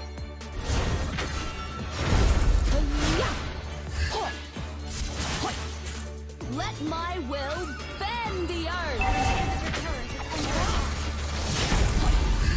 Double kill!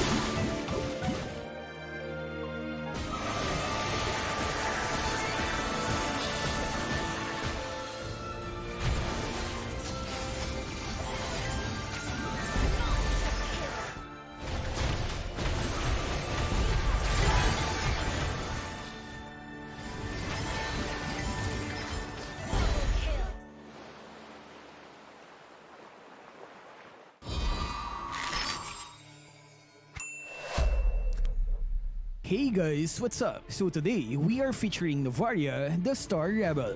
Novaria is the daughter of an astral artificer from the celestial haven of Stargate Valley. She possesses a solitary nature, formidable strength, and a pure heart that radiates compassion. However, the same stars that are the source of her power are also responsible for the calamities that have befallen her family and stripped away her freedom. Shackled by astral rings, Novaria broke free using the power that she desperately hid in her early years. Her new goal is to complete the Star Atlas and with it, unlock the secrets of the stars. Hero skills. Novaria is an artillery mage with burst potential and support capabilities. First skill, Astral Meteor. Novaria uses her first skill to continuously deal magic damage and gradually slow down the enemies in a designated area. Second skill, Astral Recall. In the first stage, she enters Astral State and then draws an Astral Spear towards her from a distance, slowing enemies along the way. While in this state, Novaria moves faster and can pass through terrains. Upon catching the Astral Spear, her second skill changes to Star Shatter. Second skill, Star Shatter. Novaria can launch the spear, detonating upon impact with the first hero it hits. The damage can increase based on the sphere's travel distance, and it starts where the spear is summoned. Ultimate, Astral Echo. Novaria scatters Astral Echo in a direction to briefly slow and increase the hitbox of enemy heroes by 250%, and they will also become visible for 8 seconds, revealing the surrounding area. Passive skill, Star Trail. With the power of stars, all of Novaria's skills can reveal the location of enemy heroes.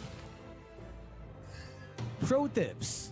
At the beginning of the game, start by leveling up her first skill to quickly clear the first wave of minions. After that, prioritize her second skill and ultimate whenever possible, since her second skill is her primary source of damage. Although her first skill is mainly used for clearing minions, it should be given less priority compared to the other skills. To maximize the damage of her second skill, you'd want to move away from where the spear is summoned.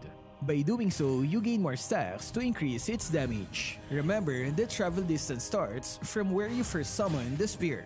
Her second skill has a long-range feature, providing a safe way to check bushes for lurking enemies. Moreover, the spear briefly detects hidden enemies if it passes through a bush where they are hiding, making it an excellent tool for reconnaissance. As soon as Novaria casts her second skill, she gains the ability to move through terrains. Use this advantage to maximize the travel time for the spear to fly toward her, then launch it from the longest distance possible.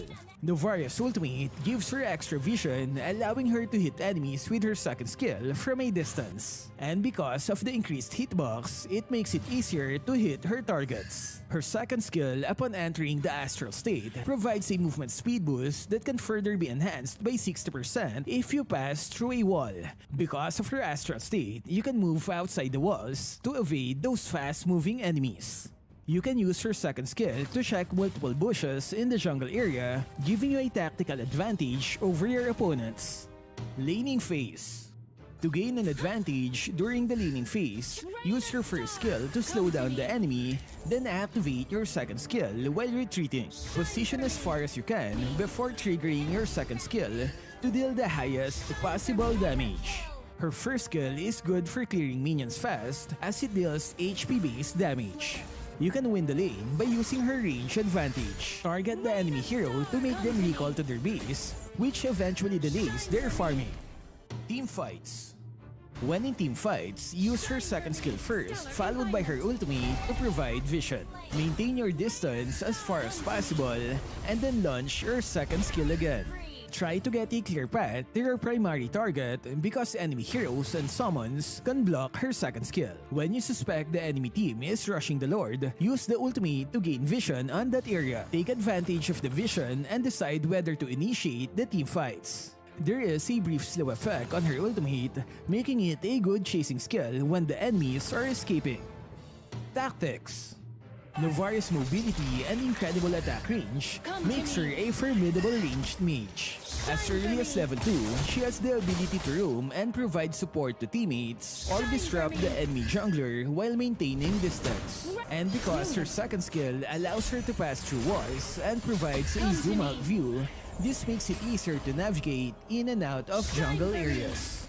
Because of the long range, you can gain the advantage of lowering the enemy's HP before the team fight even starts. Watch out for those low HP enemies that are trying to recall after a team fight. You can clear minions faster by combining her first and second skill, giving you more time to support your allies. In the late game, Novaria should roam around the battlefield looking to hit enemy heroes from unexpected angles. In this stage of the game, you should focus on sniping enemies on the back or those core damage dealers to destroy the formation and win the fight. Build.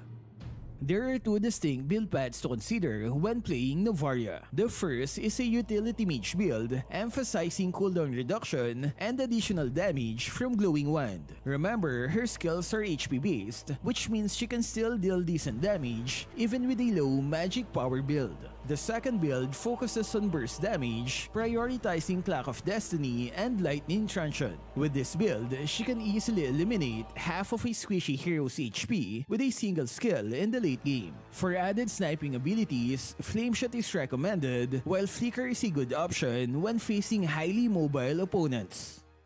Counter.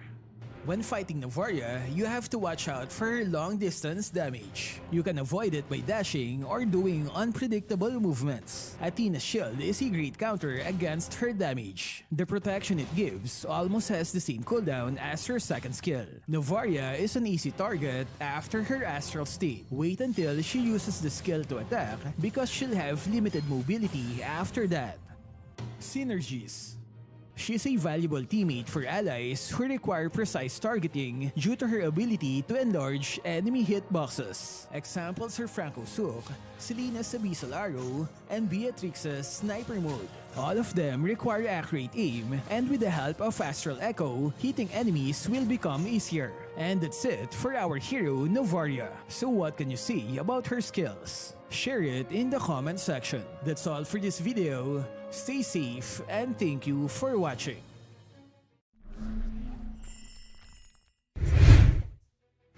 Ladies and gentlemen, welcome back to the Mobile Legends Scrim Academy Season 3 Week 2 Day 1. I almost messed up those numbers.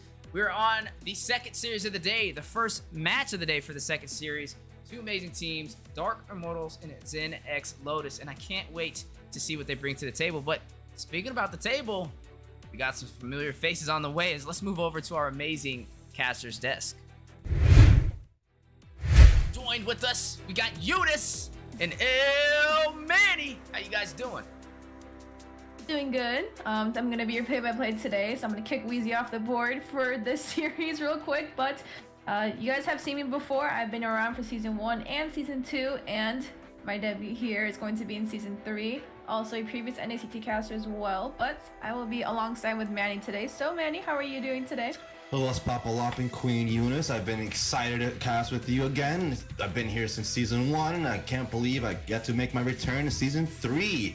I'm super excited. After that first series by Calibur and Horde, I got my goosebumps going. Horde was able to cream Calibur, and I just can't wait to see what Dark Immortals and ZenX bring today. That's a funny way of putting that. That was definitely a domination, and hopefully with this next series, we get to see more of an even matchup. And speaking of even matchups, let's go ahead and move on over to a new segment for Season 3, our predictions. Yeah, so we do have our predictions, but as you can see, we are not going to be voting for the talents here. We do not want to give the caster's curse, as we just did open up our Season 3, so bear with us. You will get to see a little bit of the spicy votes once the season has really started to kick in gear. So we are seeing two teams on the board today, and you might be familiar with these two as they have actually been around. So we have ZenxLotus and Dark Immortals up on the board today. But yeah, as of now, we are not doing any predictions up for at least the first 2 weeks of MLSA Season 3. Now, as we go on to these predictions, right, even though I don't have a prediction yet, I do want to say that I am familiar with Dark Immortals, and I will be rooting for them around here. So I just can't wait to see what ZenX brings to this table. Considering how I'm familiar with their playstyle, so we're going to go to the draft now. Check out these bands. Absolutely. Now, we are here in the draft phase. This looks very familiar for people who have been catching up in NACT. We are now gonna do the duo caster host desk, so this might be very, very interesting for a lot of people. We did a lot of new innovations here. On my side, on the blue side, is going to be ZenxLotus, and on Manny's side over there is going to be Dark Immortals. Now, I know I have been watching. I am a caster of NACT, so I've kind of seen the new patch notes, the new meta around, and like everything else that has been going around. And Manny, I don't know if you've been keeping up, but there's a lot of changes recently. So we're gonna go ahead and start off with a very strong ban, Valentina. Now, I did know she did get nerfed, and I don't see her banned out a lot, but could be a respect ban for the side of Dark Immortals. Now, as we talked about, right, I have been keeping up on the patch notes, noticing that even though Valentina did get a little bit of a nerf, her ultimate, it was really key in what's keeping her on that ban board, able to utilize and copy anybody's ultimate, and typically you'll see her get the enemy sets. Now, as we see here, we gotta see another alpha or a Gatot. You know, that's what we see in the patch notes, and I really want to see alpha used properly. Yeah, Alpha, it has gotten a very huge buff, and actually one of the most fastest clearing junglers right now have been played alongside with Alpha and against Alpha, and he is a huge menace. Now, I do see another MLSA coming into the board for a ban for the side of ZenxLotus, so these aren't really your most common bans compared to the current meta that we are in right now, but these honestly look like a respect ban to me for the players.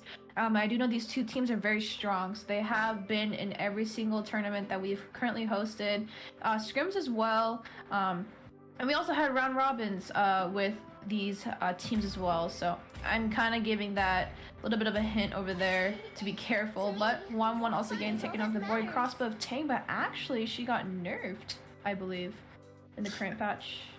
And you're absolutely right, Eunice. 1-1 did get nerfed, but she's still an absolute menace when played properly in the right hands. And as you noticed, I believe probably these two teams faced each other before, so having that Fanny first ban, I wasn't really going to talk about it, but having that respect ban off the bat, I wouldn't want to deal with a professional Fanny either. So I don't blame Immortals getting that out of the way of the table.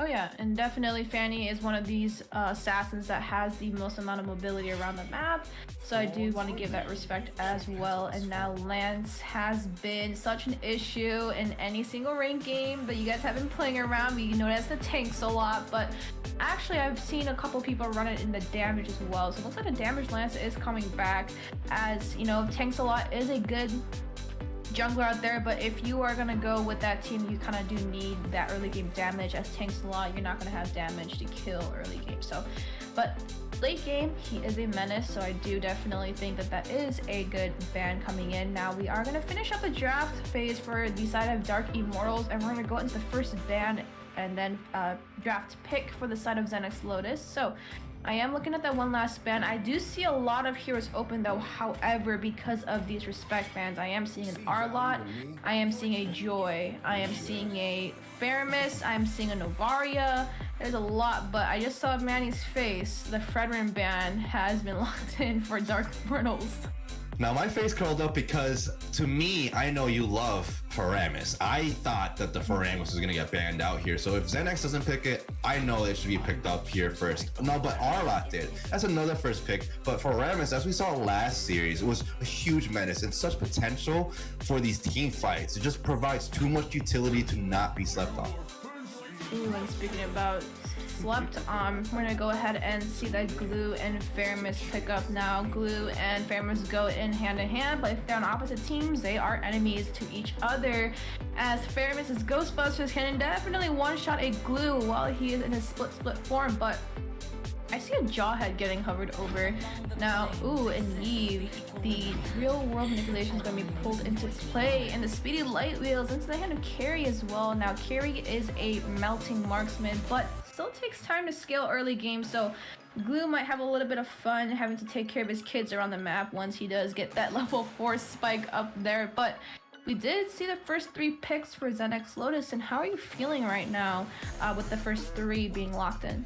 So as we talked about, right, Faramis has that utility, and what with paired with Glue is going to be a menace. But seeing how they got Arlott, Carrie, and Eve with the real world manipulation is going to provide so much potential utility for that Arlott to be able to dash in, and Carrie, like we talked about, melting marksman, so it's going to deny Immortals from going even a tankier composition. But as we talked about, it may deny even Faramis' second life being activated if they're able to peel Carrie properly. So I do want to put my chips in on Zenx, but I'm a bit worried considering how Dark Immortals has that Faramis. Yeah, but the issue that I see right now with the side of ZenxLotus is that Arlott, and not only is he a good menace, but he needs a CC to be able to dash continuously, and the Eve's ult is not a actual CC, it is a slow, it's an AoE slow, so I am looking at maybe an Atlas or a Lolita, or more of even a single target as well to drag into and work with Eve as well, but with Dark Immortals already, the glue and the Faramis duo is strong enough. So as we noticed, right, applying, I wonder if Ice Queen Wand will apply Arlott's mark, considering how it's that extra applied CC. But as you mentioned, since she doesn't have that crowd control on her utility, they need to pick crowd control heavy champs if they want to make that Arlott work and synergize well. Noticing how Dark Immortals banned out that Martis, they really want to deny ZenX any opportunity to get the early game off.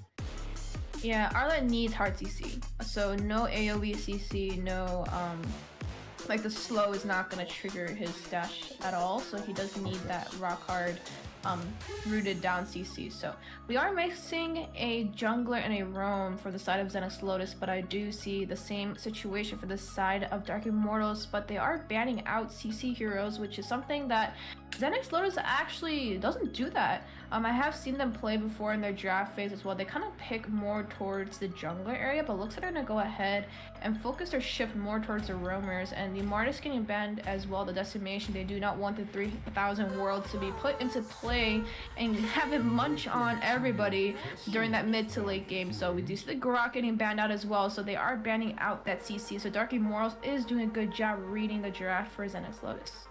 And you're absolutely right, Eunice, that they're able to deny them 3 hard CC champions here. The Faramis, no, not Faramis, the Fredrin and Martis in itself, denying them that fighter line that they went with the Grok for a potential roamer.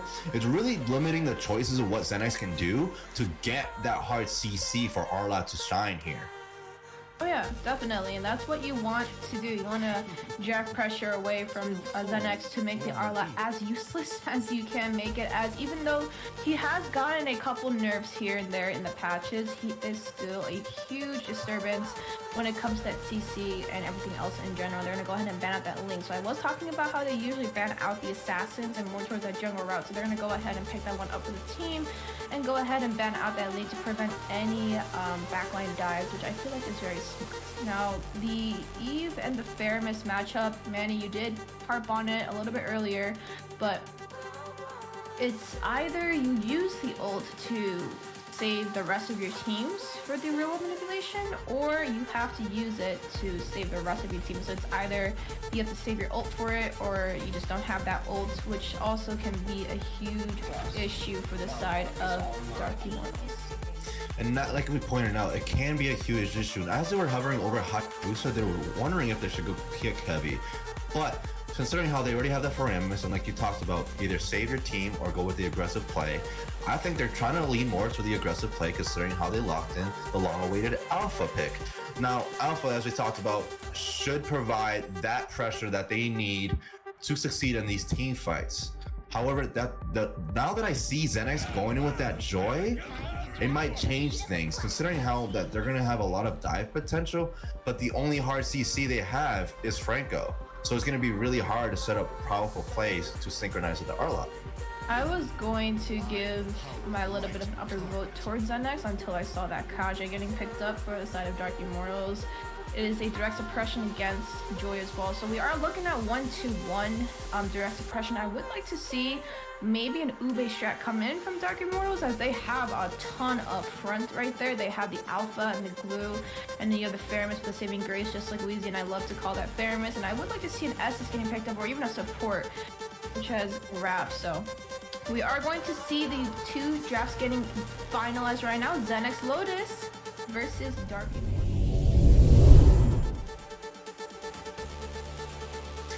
Now, as we talked about on that draft, right?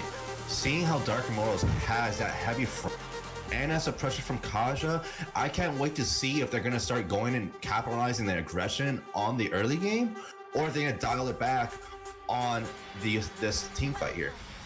And we are heading in. We are seeing ZenxLotus versus Dark Immortals, the first match of the second series right now. We do see them already starting to make their way over, and we are looking at two amazing teams that have been here since season 1 of MLSA and seen them play as well. We might have new members on each side of the team here. Some faces I am not familiar with, but for some, I do know they do play a very mean role. And Manny, you were here in the previous matches as well, so how are you feeling? Oh, I'm feeling great. I can't wait to see again these aggression. The first 4 minutes has always been hype.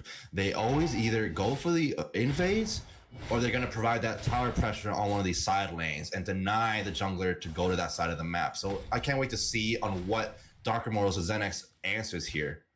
Now, I do see a little bit of an interesting rotation coming in from the side of ZenxLotus. The mage has already early rotated onto that EXP lane, and I've actually seen this happen a lot with Bloodhounds, or is it Vanguard, or I don't remember what that team name is called, but they have been doing that rotation, and I feel like it is a kind of hit or lose, but Wakatoshi gonna go ahead and land a hit on Super Chief, putting them a little bit low on the side of Dark Immortals, but we're gonna go ahead and respectfully back off, but lots of pressure already in the first minute and a half.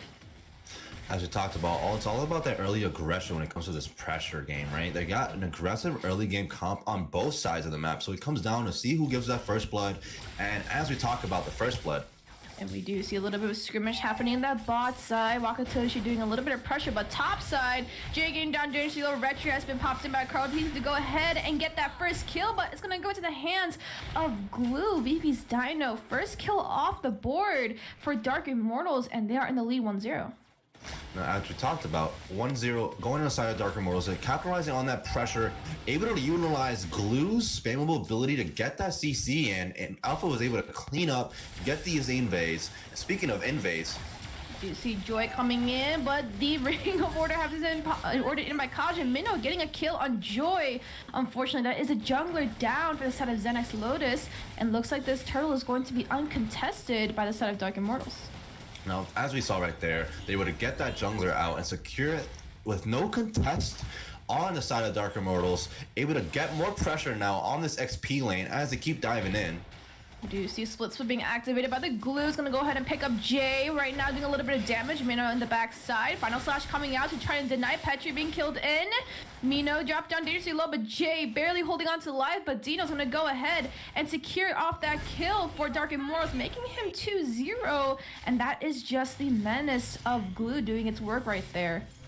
Now, as we talked about, Glue, such a strong pick, able to utilize his utility to his advantage. Combined with Faramis, they've been providing non-stop aggression to this XP lane. So ZenX gotta start giving answers to the side of the gold lane to counteract these plays. Speaking of, outside, a little bit of pressure. Don't see anything too much going on. Looks like they're just going to do a little bit of a call and response here. And Wakatoshi is looking for a little bit of blood, trying to go ahead and do some fishing, but looks like nothing's going to happen too much in that bot side. Now, as we saw that they were trying to get an answer there, but they didn't really get what they wanted out of that, right? Since Immortals has been really well on their rotations, they really need to come up with a sort of plan, right? They've been getting aggressed on. Now they gotta make an answer for what they can do when it comes to this gold lane. And we are seeing a 4-man rotation on the bot side. Dark Immortals looking to get an answer out, but Wakatoshi's hook going a little bit wide on Alpha, which is going to be going and be Carl Teasy kind of sitting in the bush. They're playing a little bit of a patient game, but this is a little bit of a dangerous setup for ZenxLotus. But Eve just walked into the wrong bush. We do see the Divine Judgment coming out, hook landing. Final Slash coming out by the Franco. Carl's going to go ahead and take a kill off on Stack. Here was going to be the Eve, but in return, Kara's going to go ahead and pick up a kill on this Kaja. Flicker been popped too. Dangerously low, but is a sniper shot going to land? It is, but not enough damage. But look at Chewy's on that Joy. Electrifying Beat's going to go ahead in that backside. Dropping Carl Teasy dangerously low, but Mino coming in with the Fairness doing a little bit of zonage. And that is a 1-for-2 trade, I believe. And it's going to be 1-4 for the side of ZenX against Dark Immortals. As we see here, even though Dark Immortals is applying a lot of aggression, we see ZenX here trying to deny that early game from Dark Immortals. I think that ZenX needs to apply pressure in another lane to split up these team fight aggression that's happening. But speaking about pressure. Joy just got taken off the board by Alpha, and that's how you know Alpha is already being that huge menace. Joy did get that huge nerf, which only gives her 3 dashes, which reduces her mobility by a lot. So a lot of aggression already in aggro towards the side of Dark Immortals. Now, as we go again for another bot play, again a hook from Franco. Iron Hook has landed. It's going to take him off the board into the caster. Zess, Akira, kind of doing a little bit of zonage with the Yi, but not enough. And it's going to be the first objective taken into the hands of Dark Immortals. Bot side has been taken down, which already gives a little bit of map opening for the side of Dark Immortals. Now, as they free up that goal lane, right now as we see that, we're going to have a lot of pressure going back into the mid to top turret because they're trying to utilize and take down these side lanes in preparation for these objectives later on in the game. Looking at these items here, the gold lead is astounding in the side of the gold marksman. Oh, speaking of, another huge teammate fight. A tree play coming in. Final slash has been coming out by Jay, but looks like he's gonna go ahead and get dropped. Journey, so we're gonna go ahead and back up Wakatoshi, doing a little bit of a rotation up to the top to try and save that turret split. Also has been activated by Glue, but nothing in response to that. So a little bit of utility wasted, but that is an objective saved. Now, as they save these objectives, right, like we talked about, they need to get this tempo going, try to make an answer. If they're going to concentrate and rotate as a group, try to focus on a split somewhere else. Try to get that pressure somewhere else, so that way they can separate their teammates and not get punished for it. Seeing as the Dark Immortals has the lead in a few K gold, it can be anyone's game later on as they choke their lead. Absolutely. We are seeing the lead into the hands of Dark Immortals, and Wakatoshi's hooks have been going a little bit wide right now. I've only seen him land a couple hooks, so maybe if he is able to, we can go ahead and see a potential pick off and a snowball, but conceal play coming in from Dark Immortals on the bot side. Wakatoshi landing a hook flicker into the turret. Kind of takes off Chewy's Joy off the board, but in return, Carrie's gonna go ahead and take Carl Tizzy off the board. And this is when Carrie's gonna start to scale, taking the jungler off the side of Dark Immortals already gives enough pressure out, but that's also a jungler down for the side of ZenxLotus, and we are looking at 3-7 right now for ZenxLotus versus Dark Immortals. Now, as we talked about, Dark Immortals doing a wonderful job zoning out, taking out their jungle, and securing every objective so far. Now, as they lead and taking this aggression out, we gotta keep in mind that Carrie is getting her items up and able to utilize that. If she can finish her core items, Zenx can make a comeback in this game. Absolutely, and we are seeing Carrie kind of sitting right now at 2-0, hasn't died yet, but still a little bit behind gold. It's not something you really want to see in a marksman. A lot of pressure has been put in by Dark Immortals towards that early game format rotations, but Chewy's has to be careful. Wakatoshi might have just stepped into the wrong bush, getting taken off by Phaeton. It's going to go ahead and run on that Beatrix. Going to do a lot of damage into that bush. Now they're going to go ahead and shift this aggro over to the side of Dark Immortals. Going to go ahead and take 2 objectives off the board, which is leaving ZenxLotus with no response on any of these turrets. Now, as we talked about, Dark Immortals going in, taking secure both of these side lanes. Both mid towers are up, but the rotations have been going back and forth between top and bottom. I wanted to see Lotus try to get an answer and get pressure in another lane, because these team fights are getting not in their favor. Until Carrie is able to get online, they really don't have to answer it. They are trying to keep that mid lane up, but speaking of mid lane, looks like going to be a setup here. Alpha charge has been locked in. Sakira getting dropped dangerously low. Real world vision being popped out. We see the Colt ulti getting up. Petri play coming in by the Arlots. We do see Jay taking off Super Chief, but Mystery taking off Mino. Chewy's taking off Carl T. That is a 3-member down for the side of Dark Immortals, but 1 taken down from ZenxLotus, and that might be a trade that they're looking for, but split being taken on to Jay. Phaeton gonna might be taken off the board, but Flicker being played, but mega kill coming in from Carries and to go ahead and take that trade, but Dino on this blue is unstoppable as he is sitting at 5-0. Are they looking for an answer to take him down? But no, they're not able to. Drop down so low, but was not able to translate that into a kill. Now, as we noticed, right, even though Dark Immortals won that, speaking of, another one here. We are looking at deep dive fights right now, but That looked like a 3v2 fight, but that just not went into their favor as Wakatoshi is going to be the only one walking out, and Sakura and Mitsuri getting taken off the board, which is going to be the first death for the marksman, and the Lord dance has now started for both sides, and Chewy's hook lands under the turret, and that's going to be Kaja taken off the board by Chewy's, but can he make it in time for this Lord? Unfortunately not. We're going to go ahead and see Jay doing a little bit of work. Final slash being coming out. We do see split split being popped in by this glue. It's going to go ahead and in response, Beatrix can go ahead and pick up that kill. And that is Lord into the hands of Dark Immortals. And ZenxLotus is still looking for an answer. And the gold gap is also into the favor of Dark Immortals. And they do need to respond quickly before this game gets taken into the hands of Dark Immortals. Now, as we talked about, even though Dark Immortals has been spiraling, getting these objectives, getting Lord, ZenX is still able to take this game back. Carrie is still just up there in gold. So she has her items online. Now they need to utilizing on that. They need to focus on her. Speaking of, here's another team fight. We do see Chewy's getting taken off the board, but Mitsuri also taking off Kaja off the board. Looks like the setup was a little bit not into the favor of ZenxLotus as Dark Immortals was able to capitalize on that team fight. Now, as we saw, right, Dark Immortals getting kind of pummeled by that carry. Now, if they keep this tempo up, ZenX is able to come back. They can start getting the tower pressure in. And speaking of, here's another team fight, not letting the pressure down. World manipulation being popped in by Eve, not able to translate that into a kill. Looks like the hook didn't do enough damage as Dark Immortals was able to respond to that as well. Now, seeing that, right, Dark Immortals is not letting their pressure down. They constantly keep giving an answer, not giving ZenX any room to breathe, really. So it's really hard to see what the determination of what ZenX can do. All I can say is that they need to come back, slow down a tempo, peel for their marksmen, and get these lanes going, pressurized. Absolutely. Now we see Carrie trying to get online, doing a little bit of farming, do a little bit to get his items back up on the board, as we are seeing a 9-14 score for the side of ZenxLotus and Dark Immortals. Now, Manny, talk about these items for me real quick. Now, looking at these items, right, Carrie able to get her items online, she'd be able to melt that glue, but glue is so thick. Having that Dom Ice Radiant and that Dreadnought plating, it's really hard to go through that. And as we notice here, Beatrix has almost all of her items online as well, and same thing with their other team. So it's really hard to win these team fights when the item difference is there. However, Carrie can still come back.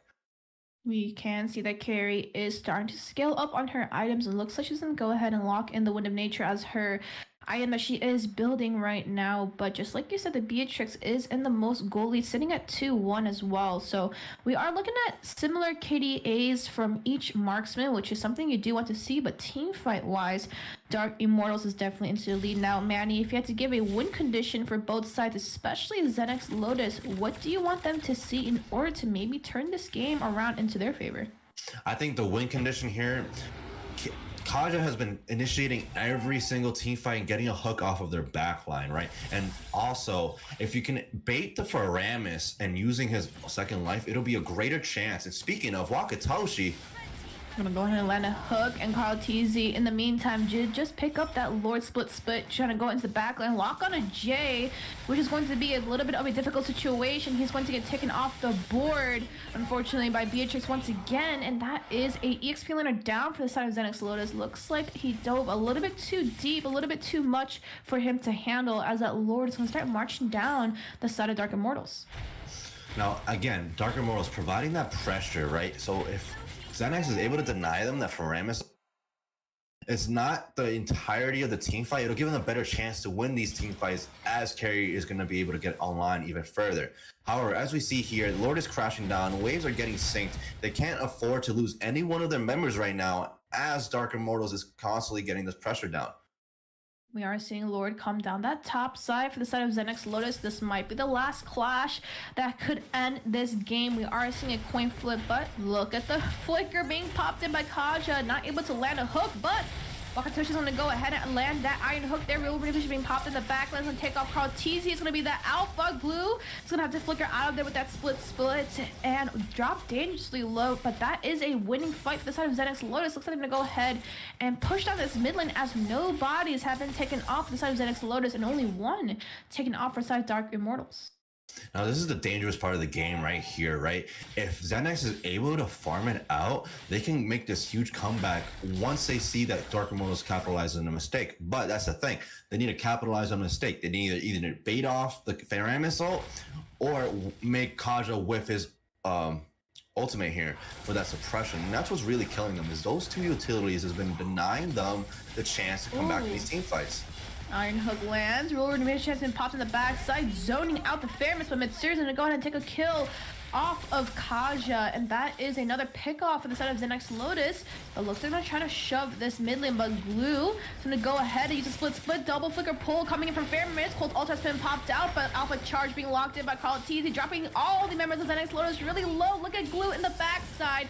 Killing spree being activated by Beatrix, and that's a double kill coming in from Beatrix as well. Monster kill coming in from the Glue, as he has not been taken off the board, left leaving Chewies all alone on this Joy. Is the electrifying beats going to be enough to defend? This might be the closure for today's series if they are not able to defend. Alpha Charge being locked out. Chewies drop down dangerously low, so gonna have to go ahead and get back, but minions are getting pushed in by the side of Dark Immortals. Can they end this out? We do see a little bit of the pressure coming in from Jay, trying to do his best, but Beatrix is just locking the turtle splits, but being caught to unstoppable has been triggered by Beatrix, and that is all she wrote. First team does go into the hands of Dark Immortals, and that is a beautiful game that we have just seen. Right, and I completely agree with you. And I say Dark Immortals capitalizing on every choke they've been seeing. They've been constantly putting the pressures in the early game, making sure that they're denying the opportunity for Carrie to come back. And even though she played really well and got her items on, the utility from the Kaja and Faramis was extremely hard. And even though Wakatoshi was coming back and making on-point hooks, they weren't able to get that answer that they wanted, considering the overwhelming force that Immortals brought.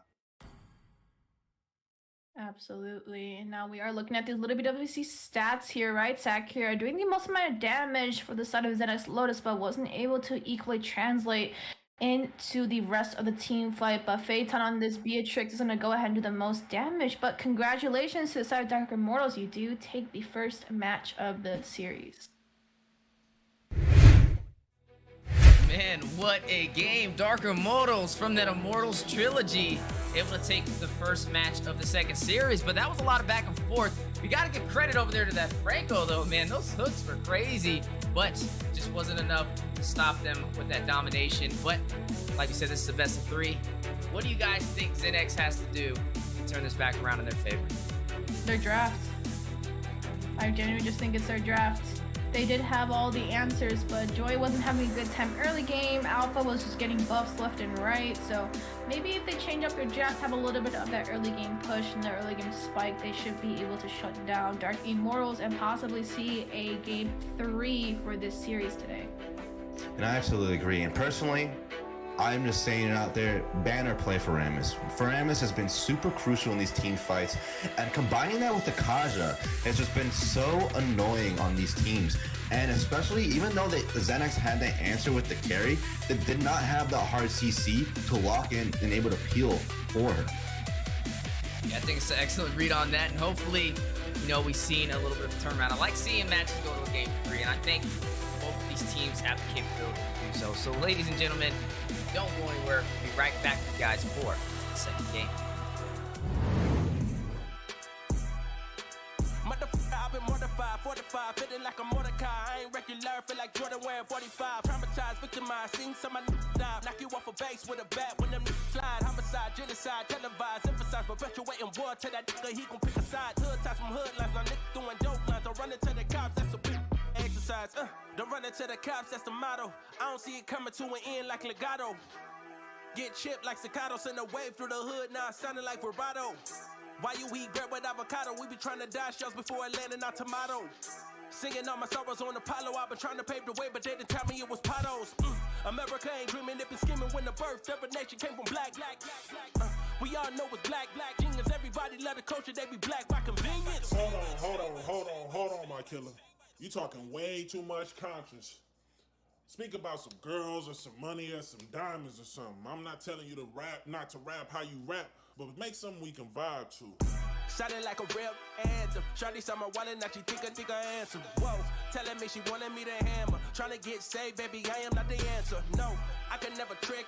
Unless the bitch is my bitch with a kiss on my lips like, I am not a pimp with a limp. I'm a man with a gift and I'm doing my shit like, tell them other nips, I'm the nip. I'm the man in the city and my bank account bigger and my body count bigger. That's without a doubt. I'm 100 steps ahead. That's a lot of mouth. That's a lot of clout. What you all about? What your dollar amount? You a boy scout. I'm a big dog. Tell the truth, I don't get charged to shoot. Sound corny, turn this shit off, bro. I can't rap how everybody else rap, bro. Everybody talking about hoe, cars, clothes, chains, and money. That shit corny as fuck, bro. Oh God, I don't want to rap about that corny ass shit.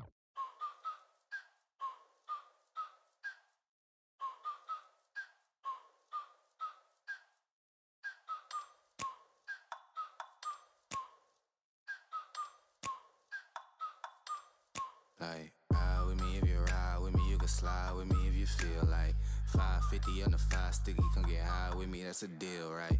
Ride with me if you ride with me, you can slide with me if you feel like 550 on the 5 sticky, come get high with me, that's a deal, right? That's a deal, right? That's a bet, right?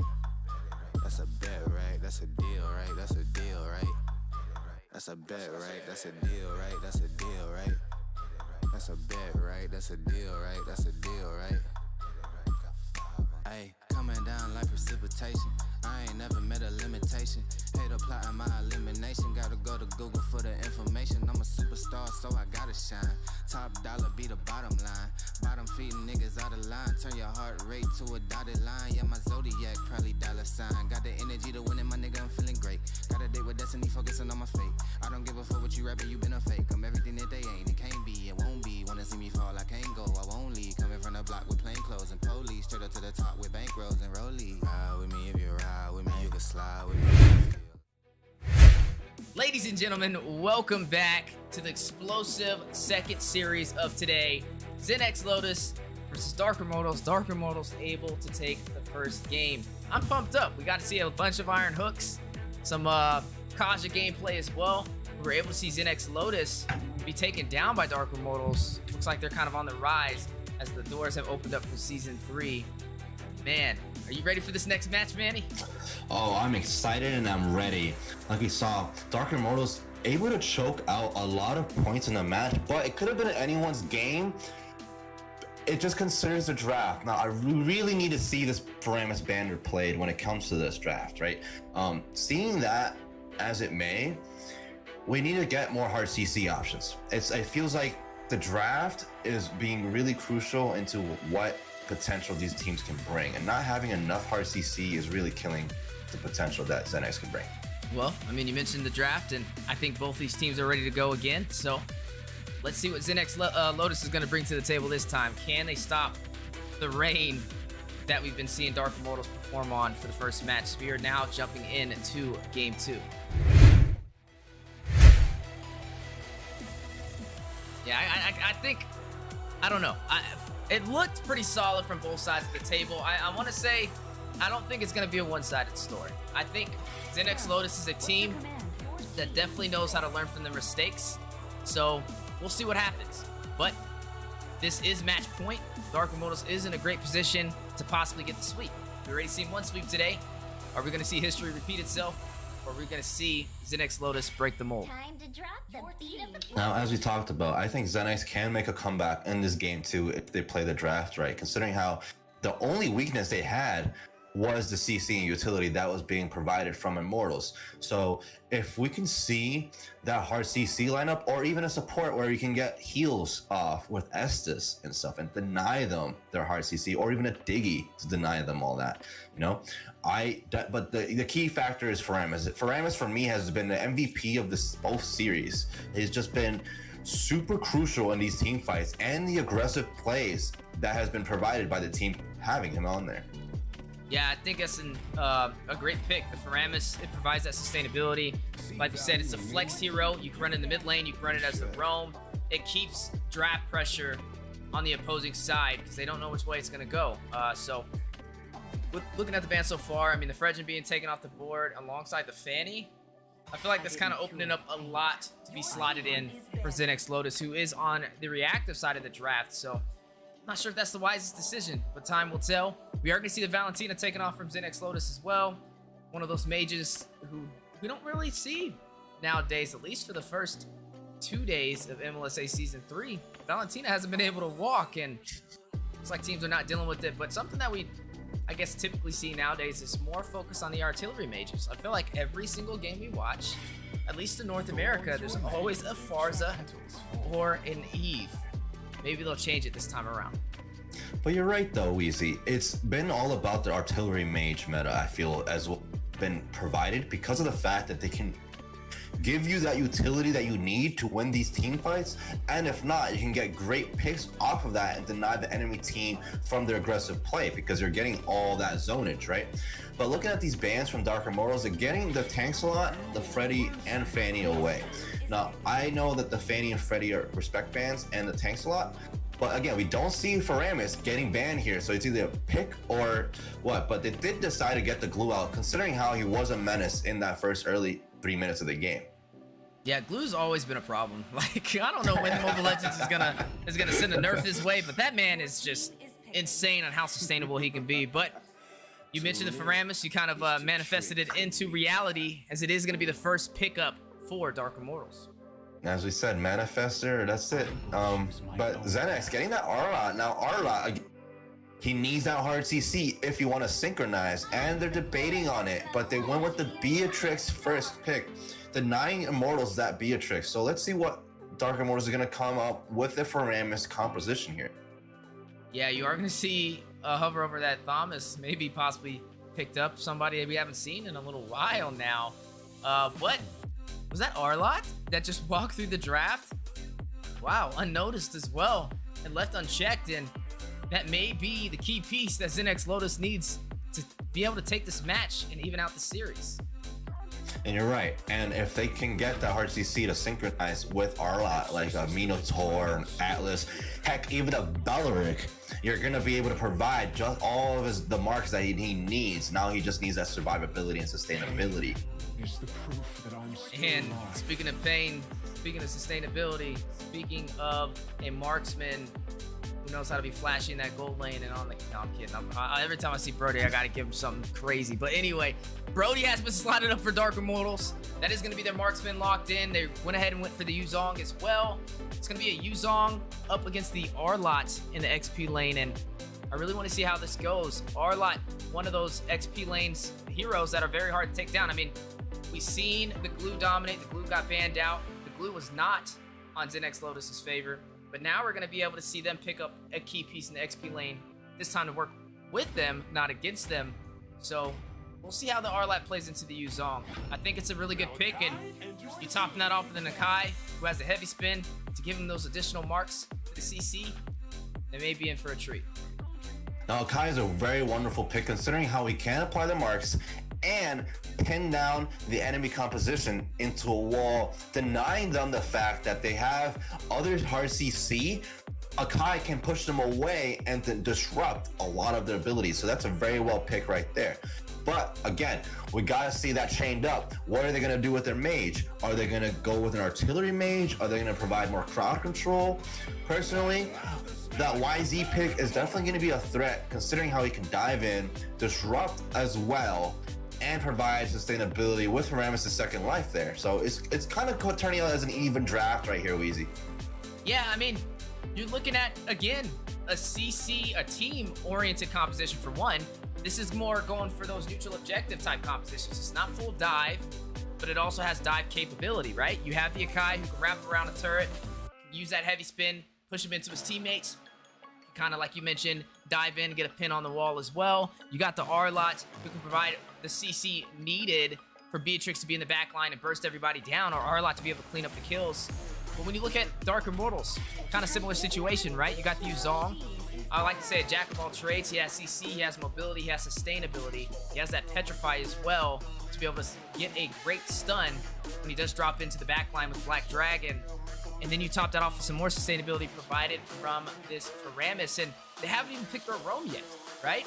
You're going up against an Akai. I mean, in theory, sometimes you see a Diggy kind of come out when this type of thing happens, but I guess I can say the same thing for ZenxLotus, because we still have yet to see what they're going to slot in that roam position. And when you pick up that Akai in the jungle, I mean, he's already a tank build, and he's a tank on top of that, so It's looking really good so far. I think we're going to be seeing some heavy team-oriented gameplay when it comes to these neutral objectives from both sides of the table.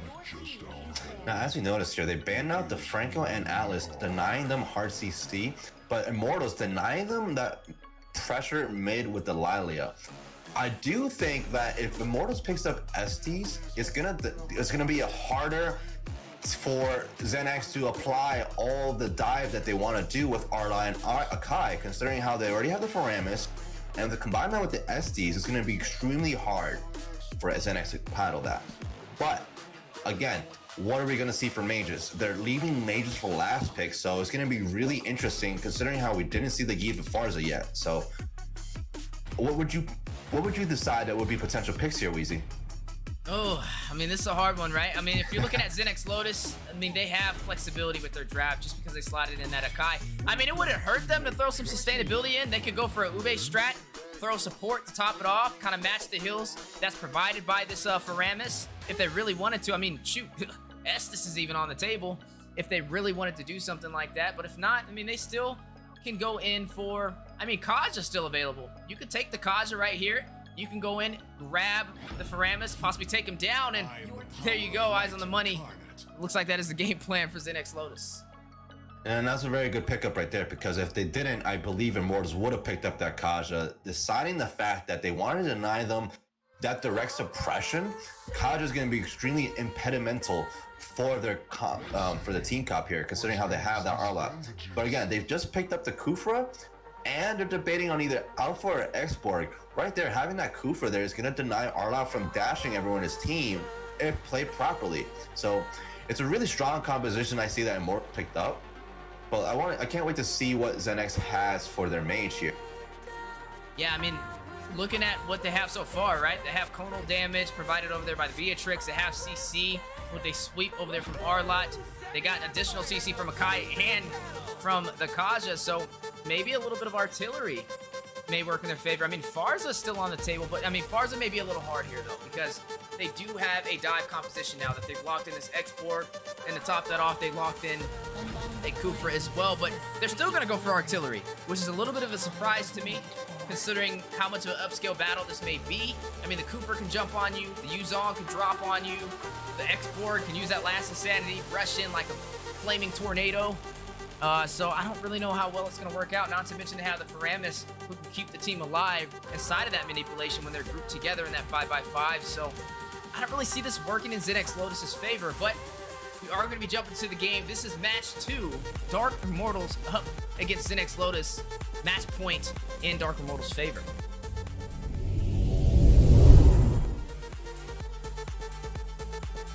Now looking at this draft real quick, right before we start the team, I think instead of Yve, maybe even a Lunox would have been a better choice, because considering how she can get away from all the dive potential that they have. So we'll have to see how this plays out, Weezy. Yeah, definitely have to see how it plays out. As we are now jumping into the match, Dark Immortals has one mission and one mission only. Shut down ZenxLotus at all costs, get the victory, and claim the sweep for this series. But ZenxLotus, a different story. They need 2 wins in a row for this to be able to work in their favor.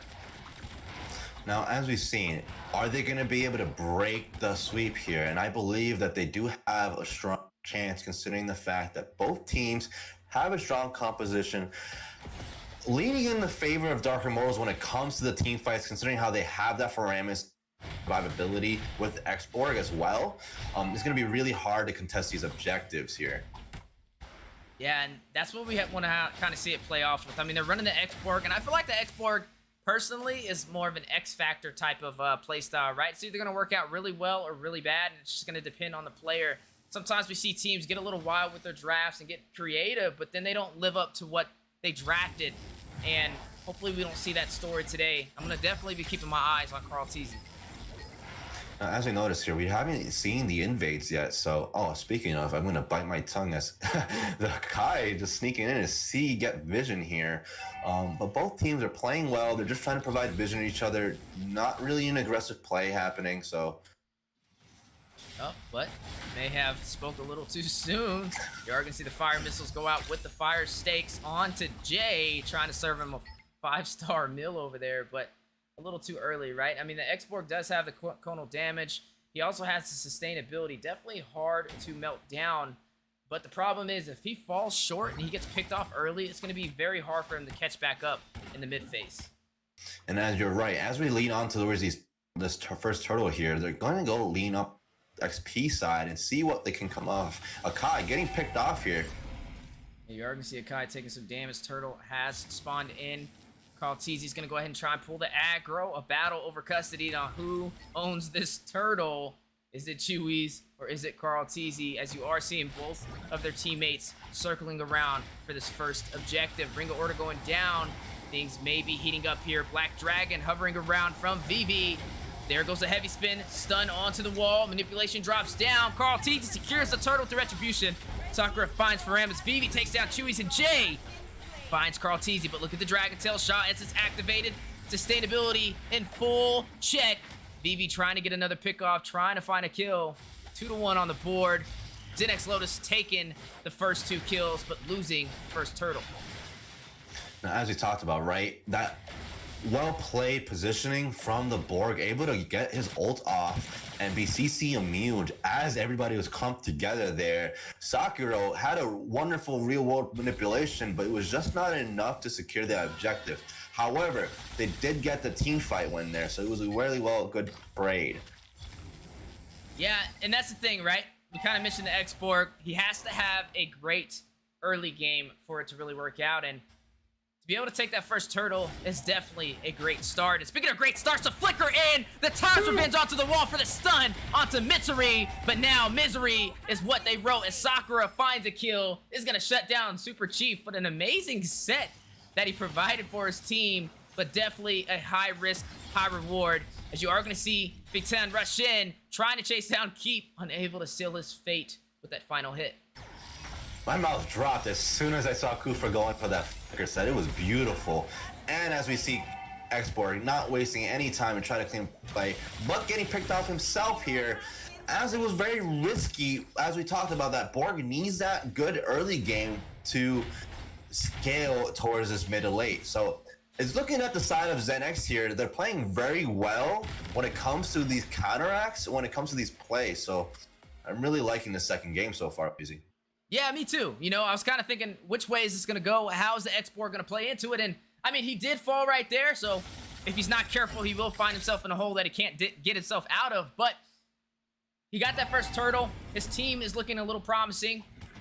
But keep in mind, they already have match point. They have that advantage. They are riding on that momentum wave, where ZenxLotus, they're hungry. They need this victory to stay in the series. You're going to see the Ring of Order go out. Mitsuri takes down Super Chief, provided over there by Kaza, getting that set.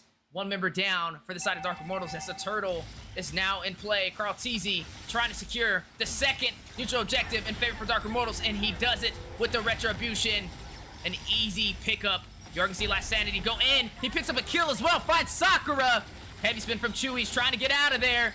Dragon Tail goes in with the Furious Dive. Fitan finds Misery. Jay need to get away, but Mino is going to take him down.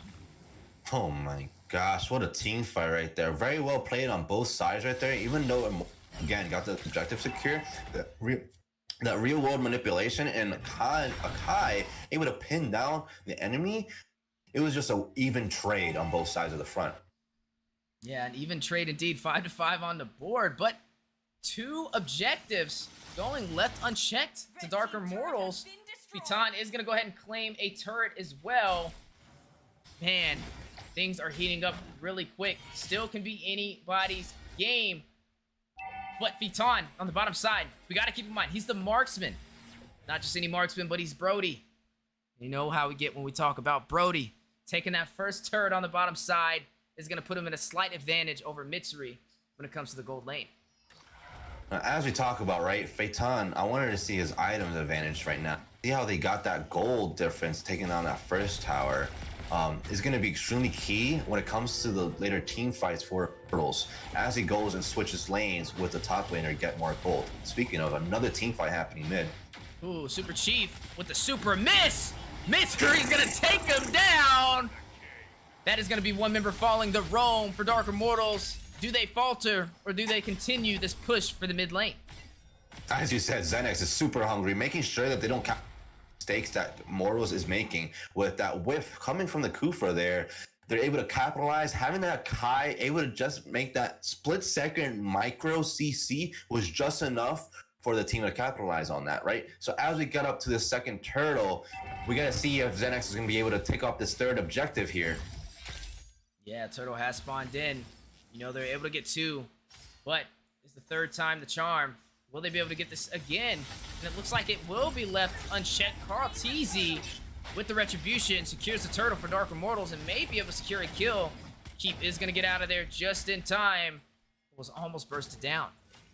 Oh man, that was crazy. That the fact that Immortals is able to secure all 3 objectives, keeping them in that gold lead by 2K.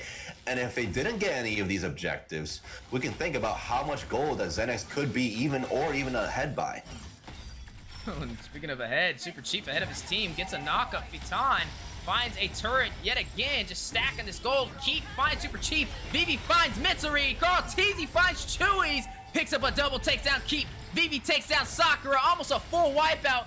Jay left all alone on an island, and 4 members of Dark Immortals ready to take him down. As Vitan secures that kill. A full wipeout for ZenxLotus.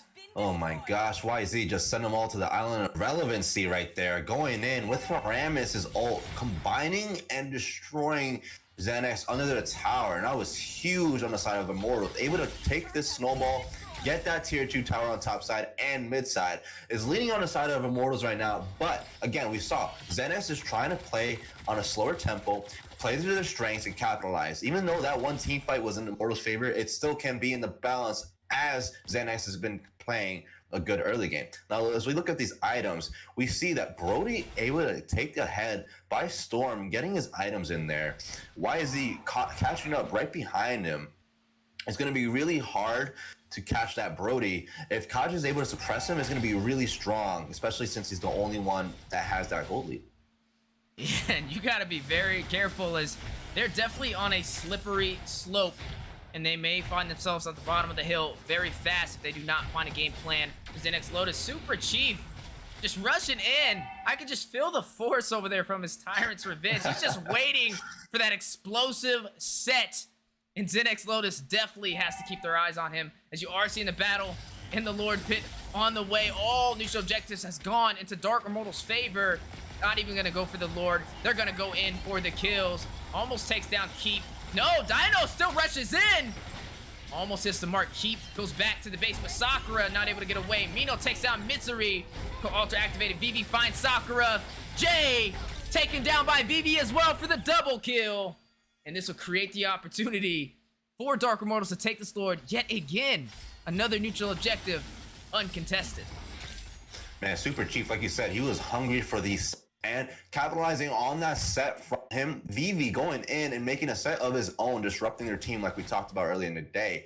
Now, as we say that, the Dark Immortals securing the next objective, right? Getting that Lord in. It's not that 12-minute that's going to crash in the tower. So again, they're going to get their wave synced up. They're going to pressure ZenxLotus.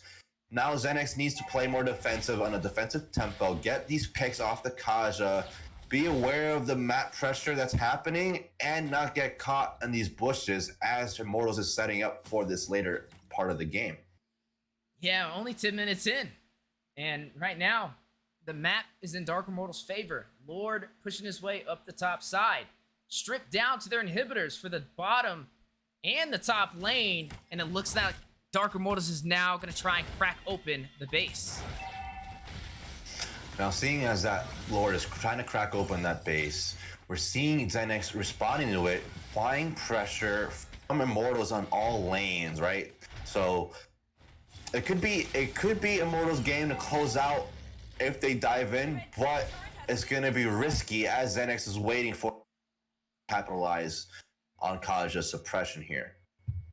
And looking at a 3-man stack from Dark Immortals, Super Chief, he talked about it. He's waiting for that 5-man set.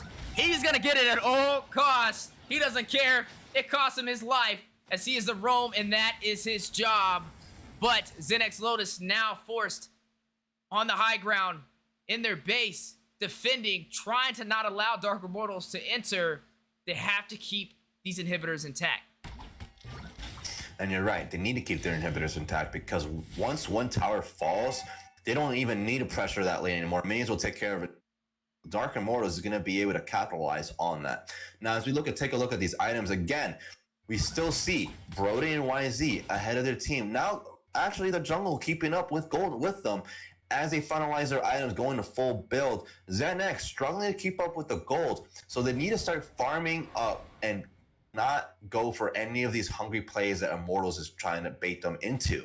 I do see that Beatrix just finished her third item here, so if we can get Beatrix online, pick off the Brody, it is going to be huge for Immortal side. But like we talked about, that YZ is destroying their backline, and Super Chief is not hesitating. He wants that 5-man set to happen, so it's going to be really tough. So ZenX is doing a really good job playing the patient game. Yeah, just look at him, just waiting in that bush, waiting for the perfect opportunity. You can just tell exactly what Super Chief is planning right now, and I really want to see how it plays out. I wonder if ZenxLotus is expecting it. I mean, he's been going for those heavy-hitting sets all day. We got 8 seconds until this Lord spawns back in, and I don't even think ZenX is in a position to contest it. And you're right, they're not, because the fact that Immortals is going in keeps zoning out the pressure from ZenX. ZenX is having a hard time to answer that since Super Chief is just waiting to get that set across.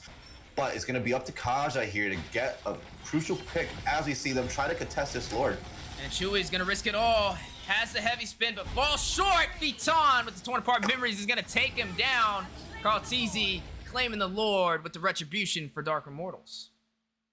Oh my gosh, man, that is nuts. How Chewy went in, guns blazing, spinning like a Beyblade, and he just couldn't seal the deal, right? So as we see, Immortals going in for another Lord close.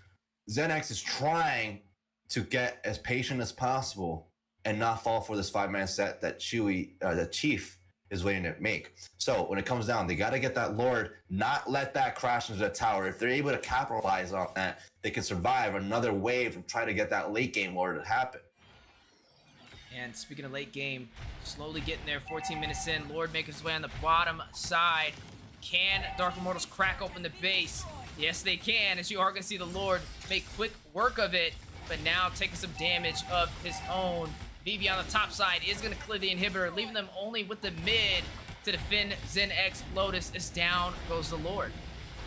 As we go into this final moments here, I'm getting more excited because I can't wait to Chief is going to get this 5-man set. But Lotus is playing the patient game, doing really well, making sure, even though they lost at towers, they're not forcing this team fight. They're waiting for Immortals to respond, and that's really well played right now. If they can get that Brody to... If they can get that Kaja to get on that Brody somehow, I can see them turning this around. Yeah, definitely having to find a way to disrupt the synergy, find a mistake, find a crack in the glass for Dark Immortals, and break it open. That is exactly what ZenxLotus needs to do, but you're not really seeing them make too many mistakes. Even though they're being very aggressive, they are moving with precision, and you have to be passive. This is a battle of patience, a game of chess, and you have to make sure you're moving the right piece. Absolutely. Seeing that as it may, moving the right piece requires patience and an answer. And the answer that ZenX needs here, again, they're keep clearing these waves of providing pressure, not getting out of the map. If they're able to get this team fight and turn it around, like we talked about, they need to start focusing on getting these waves pushed outward from their base, as it's a scary part of the game. But if they're able to survive 3 more minutes, and as we see this late game Lord coming up again, another 30 seconds, are they going to be able to survive the base that their Immortals is happening? Yeah, definitely having to be very passive right now, and they know it, right? They can't push out of their base. They're not overextending, and we got to commend them for that. But how long can they last, right? They're being starved out inside of their base, and you're looking at Dark Immortals just waiting for the opportunity to rush in and claim victorious. ZenxLotus is sitting a few seconds possibly away from being swept in this series, as you are now seeing Dark Immortals go ahead and start work on this Luminous Lord. Now we do see Chewy going in for another Beyblade spin, trying to get it out, but it's not happening as Immortals closing out this Luminous Lord. And again, another patient game happening as Lord gets taken by a Dark Immortals. So on the sense of that, it's really hard to come up with an answer as Immortals is keeping up the tempo and keeping their wave synced. Yeah, right now, wave management definitely in their favor. I mean, honestly, this is a very hard situation to be able to get out of, right? A Luminous Lord slowly going to be making his way into the base, down to nothing but the Nexus itself. And the Luminous Lord in all lanes is making his way down the mid to top that off, right? Right now, you're looking at Fitan, flawless, 3-0-5 on the Brody. Vivi, 5-0-8 on the Yuzong. You got to find a way for Mitsuri to get online. They need to be able to provide a set for the backline marksman to pick up some kills. But something in their advantage is they already taken this Lord down to about half HP. But now, Dark Immortals now going in, trying to close it out, trying to bring out the brooms and sweep ZenxLotus. Down goes the RWM from Sakura. But the co-alter for the response, for the sustainability. Mitsuri getting to the base, gets some sustainability. But down goes the base Crystal. Dark Immortals gets the brooms and sends ZenxLotus packing for the sweep. Victory! Man, that was an extremely hard game played by Dark Immortals and Zenx. Zenx on the defensive side, but again, as we talked about, even though they had that hard CC, they had single target CC from the Kasha, and they weren't able to fully utilize the kit that Arlott provides, right? And again, for Aramis has just been going in, providing that second life. VV and Super Chief, those aggressive sets disrupting their backline was impedimental to each play that they made. Able to close out the game by constantly providing wave pressure. It was astounding to me how they kept that tempo alive. Zenx could not help but get choked out. Definitely an interesting match indeed, and that's another sweep today. What's that, 2 for 2 so far? I don't know what's going on, but as soon as we opened up the gates for Season 3, the teams have been bringing that competition. Guys, if you're out in North America and you want to compete, this is the place to do it. Can't wait to see what the next two teams bring to the table, as that is not our final series of the day. We still have one more on the way, so don't go anywhere. Grab some popcorn, get some drinks, and we'll be right back with you guys momentarily. They gotta stop him! They gotta stop him!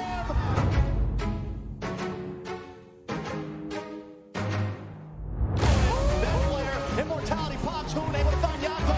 Joybox getting pulled out. Matching up with electrifying beats. Takes down best player. Basic on take. Takes down team. Joybox. President ISO. Fight basic. Here we go.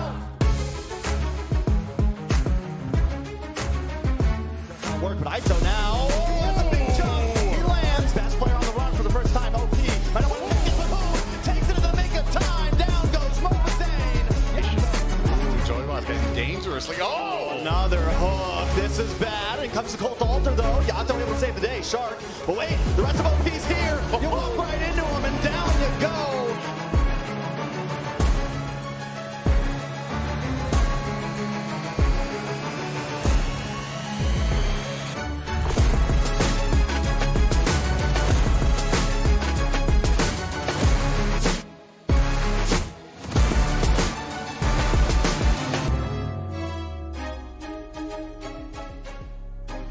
Oh, I think MLBB and mobile esports can clearly be the #1 opportunity for kids to enjoy, play, learn, have fun, and find futures for themselves.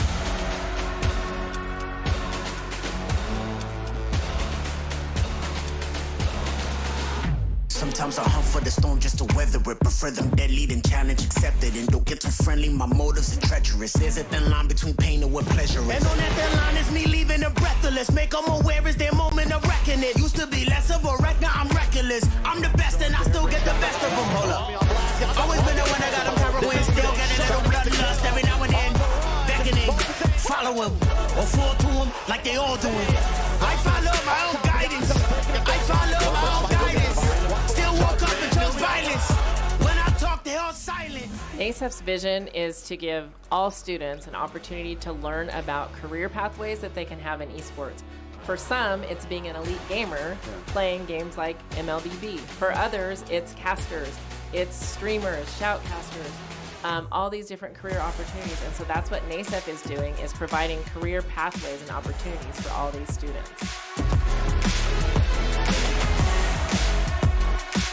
You know, we don't in the United States, in North America, play mobile games.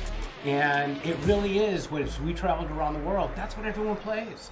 So if we're going to compete and we're going to give kids the same opportunities everywhere else in the world, they're going to learn how to do it. And there's nothing like MLBB. It is the best in the world. I'm feeling a little bit dangerous, and they looking a little bit anxious. If I'm laughing while I'm twirling in my fingers, it's only a warning that you can't just walk up to me, talking to me. Ain't no telling my reaction, I could black out. This is such an experience, and it's always one I want to max out. Defy the odds, and they're well on their way of doing it down the mid. The Nubian flicker, Yato makes the play. They're gonna try to close it in. Shark wants to return though. Joybot, Immortality pops. They don't have the minion just yet. They got two. ISO gonna lock in. Can he do it? 50%, 30. No, wait, two more hits. Just finish it. ISO can't quite do it. I'm ready for anything. Everything. I swear I'm ready for anything. Bring it on. It's not enough. Baby, I'm ready for everything. Tell them I'm ready for anything.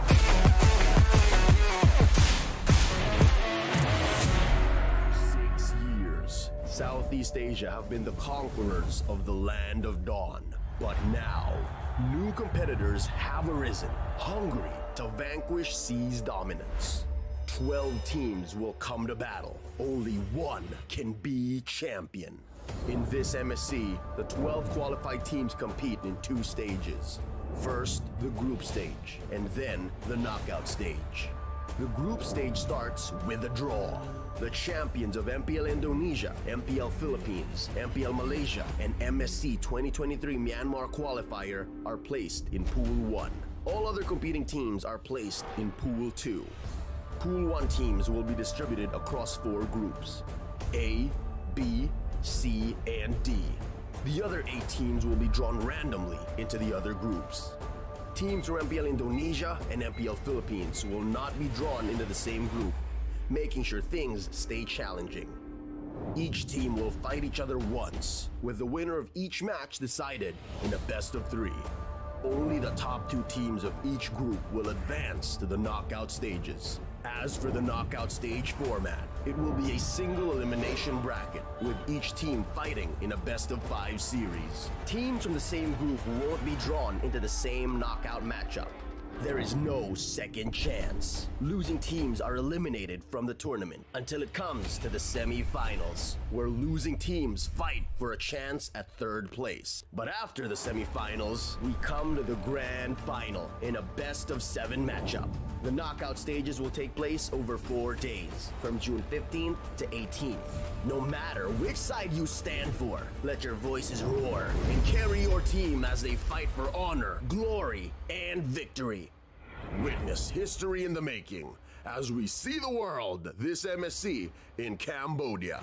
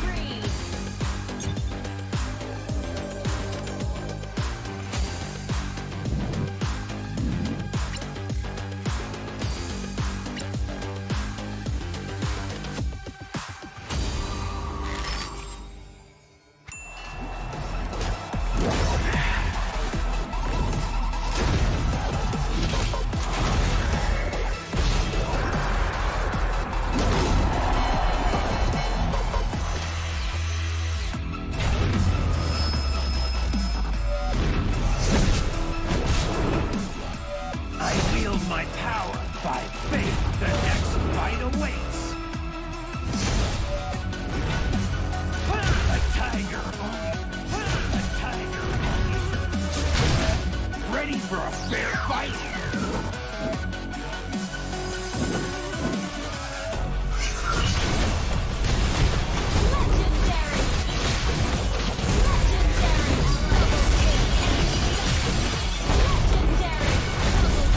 As swift as wind, as fierce as fire.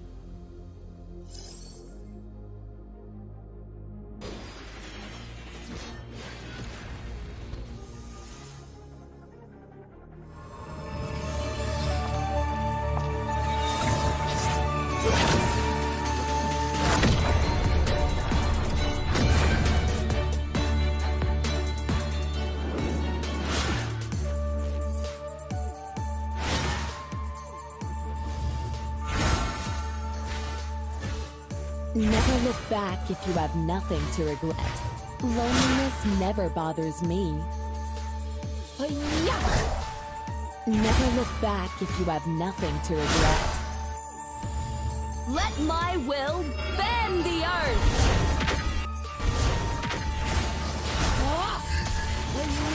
Legendary!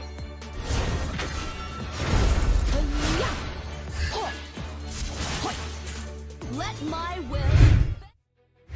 Ladies and gentlemen, welcome back to Mobile Legends Scrim Academy. We are officially on Season 3. It is Week 2, Day 1 on this beautiful Tuesday night. And now we have finally made it to our final series of the day. Calibur up against the Aggravate Ones. And what better way to do this than to throw a new face on the desk for today? We've had an amazing pool of casters. We're going to spearhead it and take it to an even higher level as we're going to join in with another caster from the MLSA. How you doing, Rim? I'm doing great. You know, it was a blast watching ZenxLotus and I think Dark Immortals in the last series. It was explosive. It was back and forth. Even though Dark Immortals did essentially end up sweeping the series, it was still very, very fun to watch. And I'm kind of...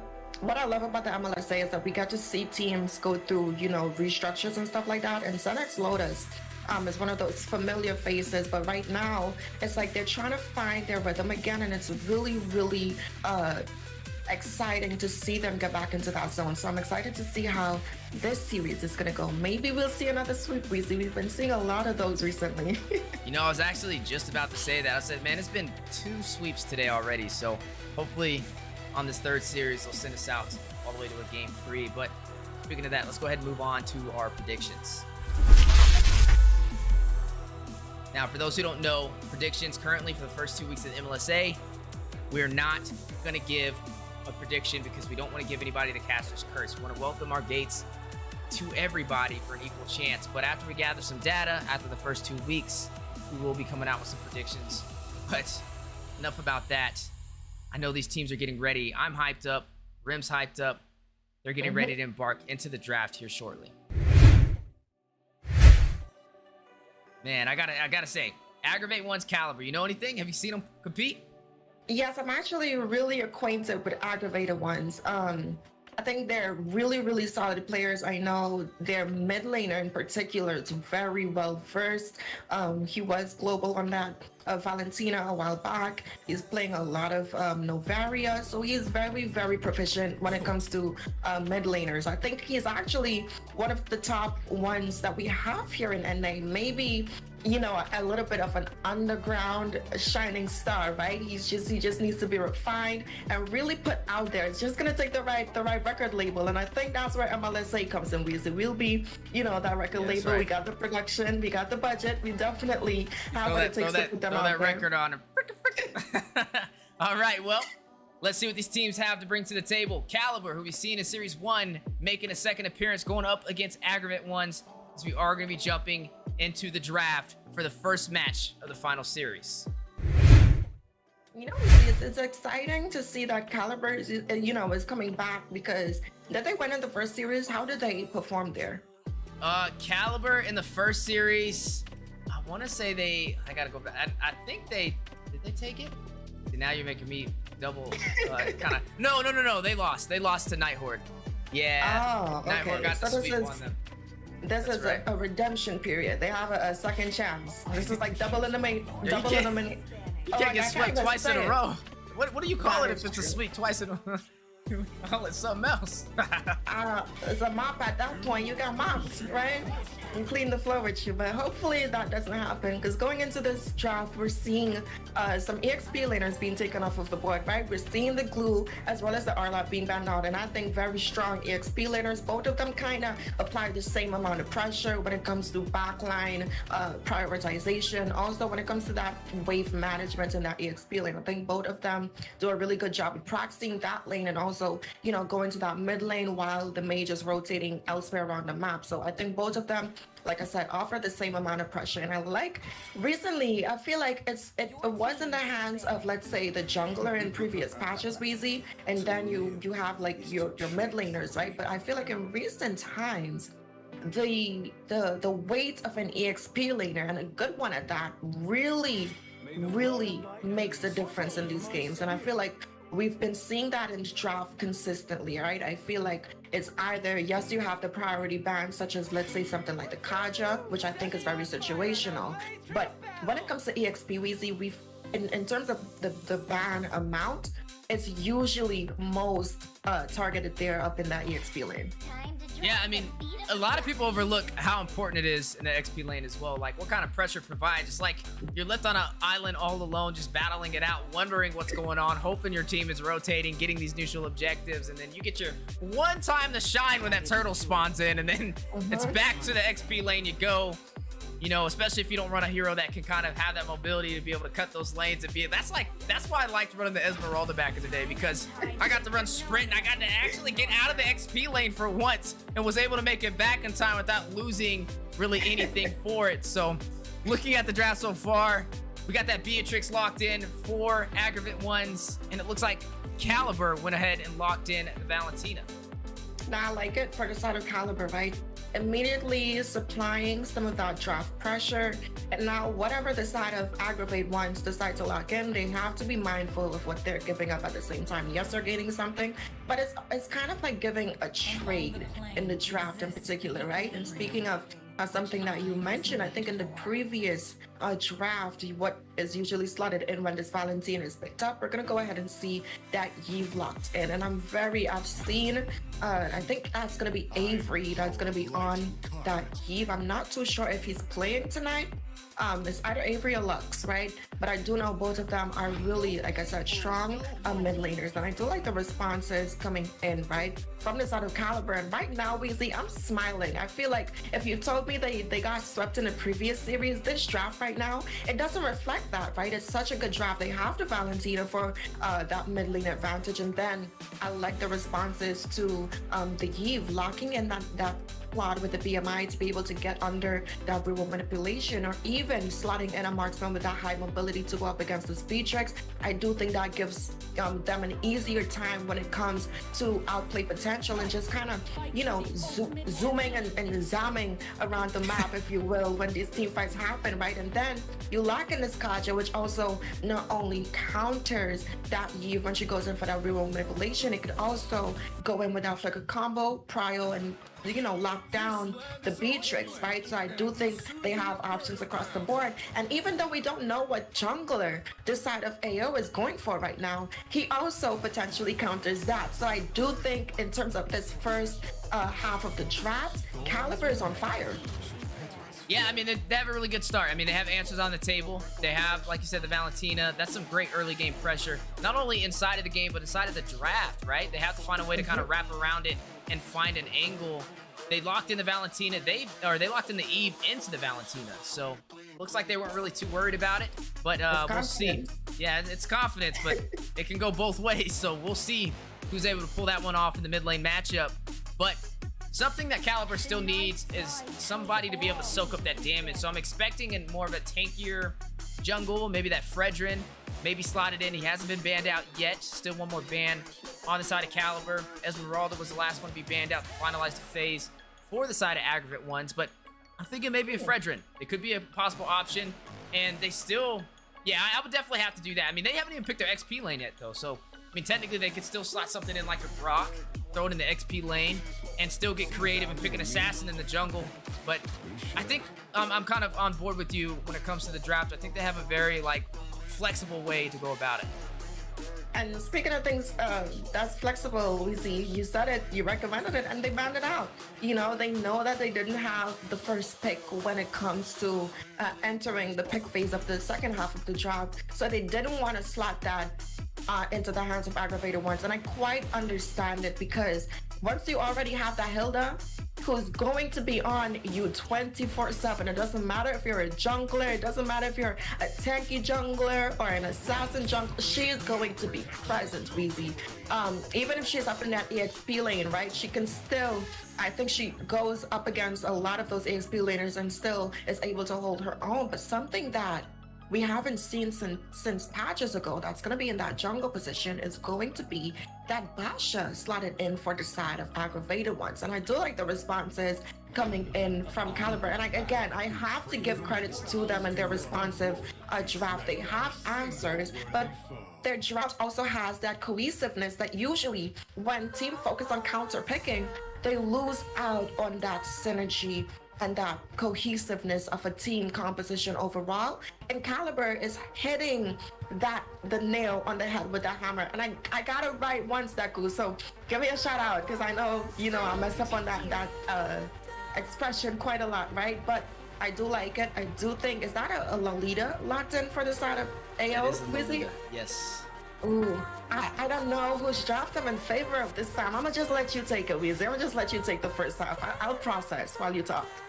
Well, I mean, I feel like AO, they have a very frontline composition. They can soak up a lot of that damage, but they also can deal it out. I mean, you have that Hilda who can be aggressive, harass in the jungle, but you're talking about harassing possibly one of the best early game junglers there is, as we are jumping into the game. Like I mentioned, one of the best junglers there is when it comes to early game, the Martis, and that may give Hilda a hard time. He has the mortar coil, so when Hilda does try and harass, he can chain her up with some CC for a possible early pickoff, but Hilda definitely has the sustainability to be able to survive if not left checked properly. As we are seeing AO up against Calibur, we are going to be jumping into the first match of our final series of the day. Who will be able to claim victorious? Now, you asked me who I think has the better draft. I feel like it's situational. For the side of Calibur, they have more of a frontline composition where they can soak a lot of damage, but they can't dish it out. But when it comes to Aggravate Ones, they're going to need somebody who can pretty much burst down that beefiness that they have. And you're going to be looking at Super Me on this Claude to be able to do it. So I think for Calibur, their mission should definitely be to shut down Super. But for Aggravate Ones, is to get him online as fast as possible. and he's one of those marksmen who kind of falls behind when it comes to scaling against his Beatrix, right? But speaking of scaling here, we're seeing a lot of damage being dished out here, Weezy. And there goes that early game jungler, and Raijin is going to go ahead and secure first blood on the Valentina. Two heroes that are very hard to dive into. The Valentina comboed off with the Martis, and now the battle's still in the way in the mid-river. The boy Crystal going out, Ring of Order, forcing out the flicker from Magic, and almost was able to get a pick off. Absolutely, and honestly, Weasley, Matty was up here on the desk before, and I thought he said he had to leave because he was driving, but no, he's actually playing. And again, man, MLSA, right? We have the casting talents, and we also have these players as well. You know, we're very well versed over here on the caster's desk, and it's a joy to see. So I'm excited to see how he's going to perform. And like I mentioned, right, Weezy, in terms of these team fight compositions here coming in from both sides, there's answers across the board, and we're seeing that. And usually Basha has been one of those more dominant junglers. We saw him being played there in, I think, M2, as well as he made an appearance in M3 as well. So he had his moment to shine, but we're seeing him get shut down right now, and I think that's just due to the patches, right? A lot of heroes are better at doing certain things, and he kind of lost his mark. But speaking of things not being lost, his turtle found into the hands of Calibur. That's right, Blank able to pick up the retribution. Von C gets out with the Black Dragon, dodges the manipulation. Down goes the Numion Blast for the double set. Vastra with the Mortar Coils needs to find his way back, but Magic is going to drop a Numion Blast. Lux finds Vastra, takes down the jungler for Aggravate One's Blazing Duet, hits the Bulwark Shield from Magic, not able to find any members of Calibur. 1-1 on the board in terms of kills, with the first turtle going into the hands of Calibur. Now, even though that Aluminum Blast did get counter out, Wheezy, it wouldn't have hit anything because I feel like it was a little bit of an auto-aim situation, right? When the animation finished, it targeted the creep there in the jungle. So I think even if it landed, only the creep would have gotten stunned. And I think targeting is something that Magic here on this Lolita is definitely going to, you know, have to really refine upon, especially in team fights when you're going to be contesting some of these objectives here, right? So you don't want to be missing up on that opportunity. Now, I want to see Valentina steal either that Aluminum Blast for herself or that real world manipulation, right? I do think yes, the stun from the Aluminum Blast would help, but I feel like the utility from that real world manipulation would help a lot more. And speaking of needing some help here, both EXP laners, Weezy, just going at it in their lane, right? And we were talking about this, and we're already seeing Hilda having an easier time, essentially, as she's just able to apply so much more pressure. And I'm excited, I'm refreshed to see a pick like the Hilda make a comeback. And every time I see her played, Weezy, is always something that is kind of reminiscent, right? It's showing that these teams actually have hero pools and they can show something new, they can show something fresh. Yeah, you know, it's kind of funny when you mention the Hilda. It's not something that I typically see in North America, nonetheless, and to be able to pull it off, that's something you kind of see overseas in MPL. But down goes the manipulation. Vastro picks up the turtle. A huge play. Manny is going to find Lux. Ring of Order going out for Manny. On top of that, Furious Passion drops. Vastro finds Blank. Furious dive with the Dragon Tail over there by Von C on the Yuzong. Vastro finds a double, finds Magic. Decimation in effect. No Hesse finds Von C. Both sides losing members. Cartman finds Vastro as a response. Raijin finds Cartman. No Hesse. No Kizzy. Is taken down by Super on the 3v1 engagement. Man, and that was a wipeout coming in for this. Yeah, it was definitely a wipeout. I think did I lose Rim? Oh no, but as we are still seeing this amazing matchup between both of these sides, gotta wonder which way it's gonna go, right? You gotta look at who's gonna be able to take this early game pressure and make it work in their favor. 6-3 so far. We're looking at Calibur kind of having the early lead. Had a little bit of a technical difficulty over there with the names, but now they have been swapped, so my apologies about that. We're looking so flawless, but now jumping back into the match, Calibur finding ways to take advantage for the early phase. Absolutely, Weezy. And speaking of taking advantage, right, we're seeing some items slipping through the cracks, and I just want to hover over some of them a little bit. But before I get into that, we're seeing the side of Aggravated One set up for a gank here. Yeah, Super is going to get hit with the stun. Uses the BMI to get out. Lux tries to chase him down. Boy, Crystal does not connect, but on the bottom side, Hartman, on a little bit of an overextension, finds himself in a 4-man team from Calibur, and they quickly take him down, create the opportunity to take this first turret, but matched on the top side from No Hezi. And I love to see when teams find trades like this, right? But speaking of finding things there, we're seeing Claude already securing that Demon Hunter sword. It's gonna give him a little bit more of that damage. Beatrix still hasn't completed her Blade of Despair yet. She did opt in for that, but we see an engagement here. Engagement on the way. Turtle does fall. You are going to see Magic trying to get away. Bulwark Shield in effect. Tortoise Pursuance possibly on the way from Blank, but no, he is going to will out of there. But look at the bottom side. They left No Hezi all by himself to be able to claim this turret. I feel like it's a little bit of miscalculation there, right? I feel like Cartman might fall again here, but no, the mobility and the sustainability from the Hilda provides well. And again, I feel like it's a swap, it's a miscommunication when it comes to that lane swapping. As we see, Claude is still present there in that top side. He has to use that BMI to disengage there, but I like that they still found a trade. But speaking of finding things here, good flicker, Aluminum Blast.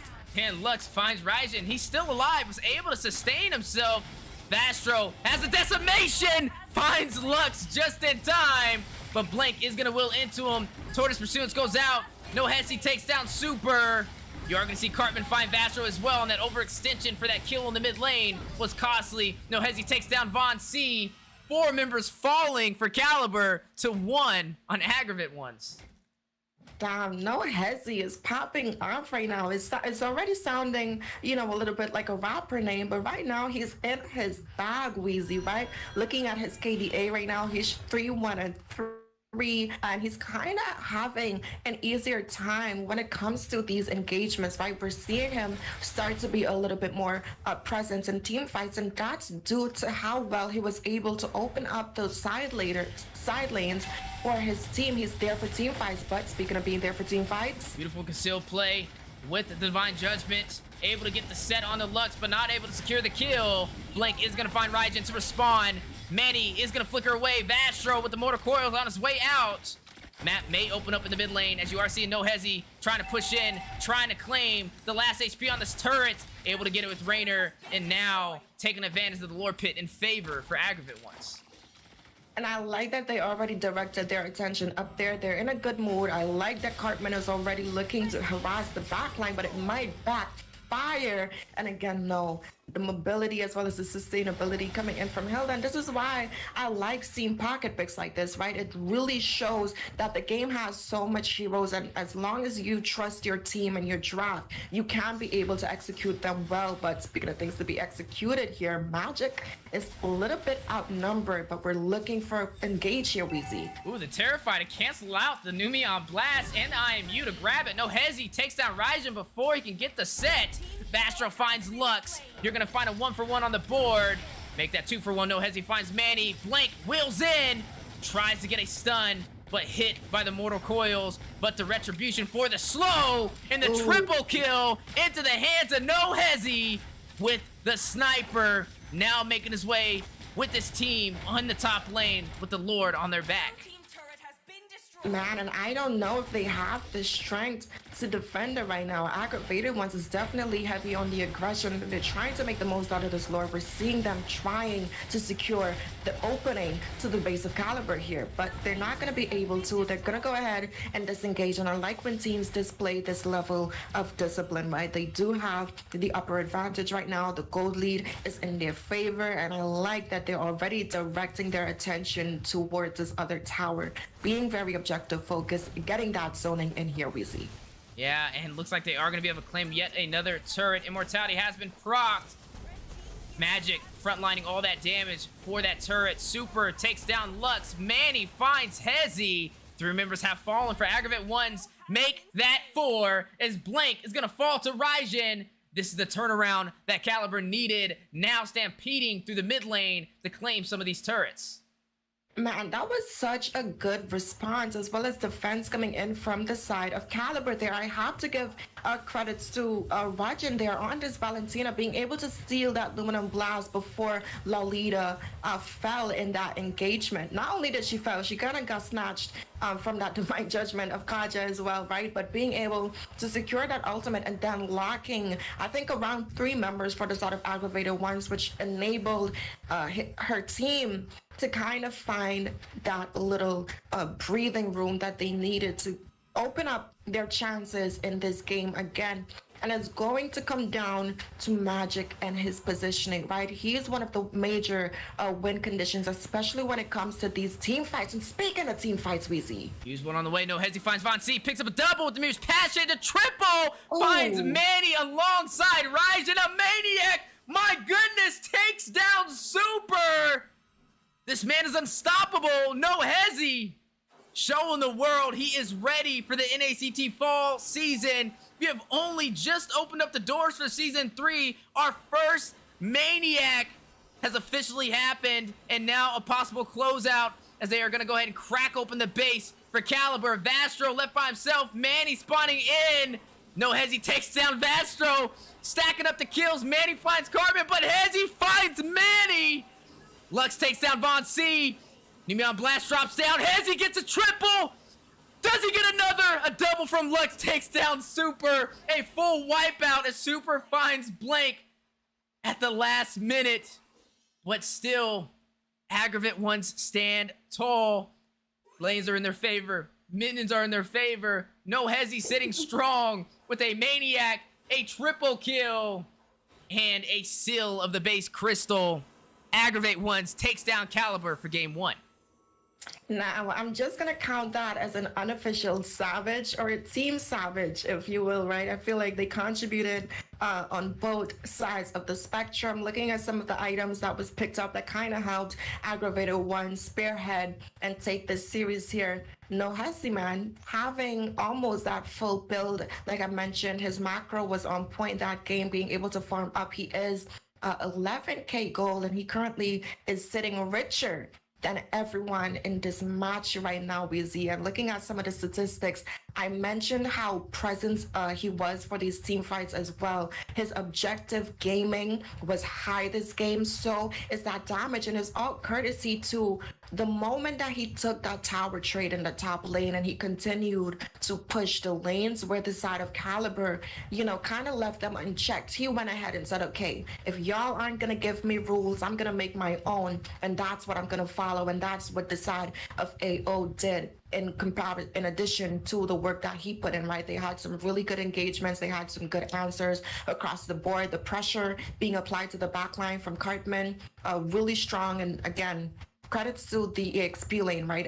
I think that their impact during this game makes a huge difference. Lux on this Eve, one of those strong mid lanes, but I do like the fight that I saw coming out from Calibur. They didn't give up. It's, you know, a 5 kill deficit, so it's not a total, you know, drag. I do think that they put up a good fight, and I feel like in the draft of the next game we can expect to see something great.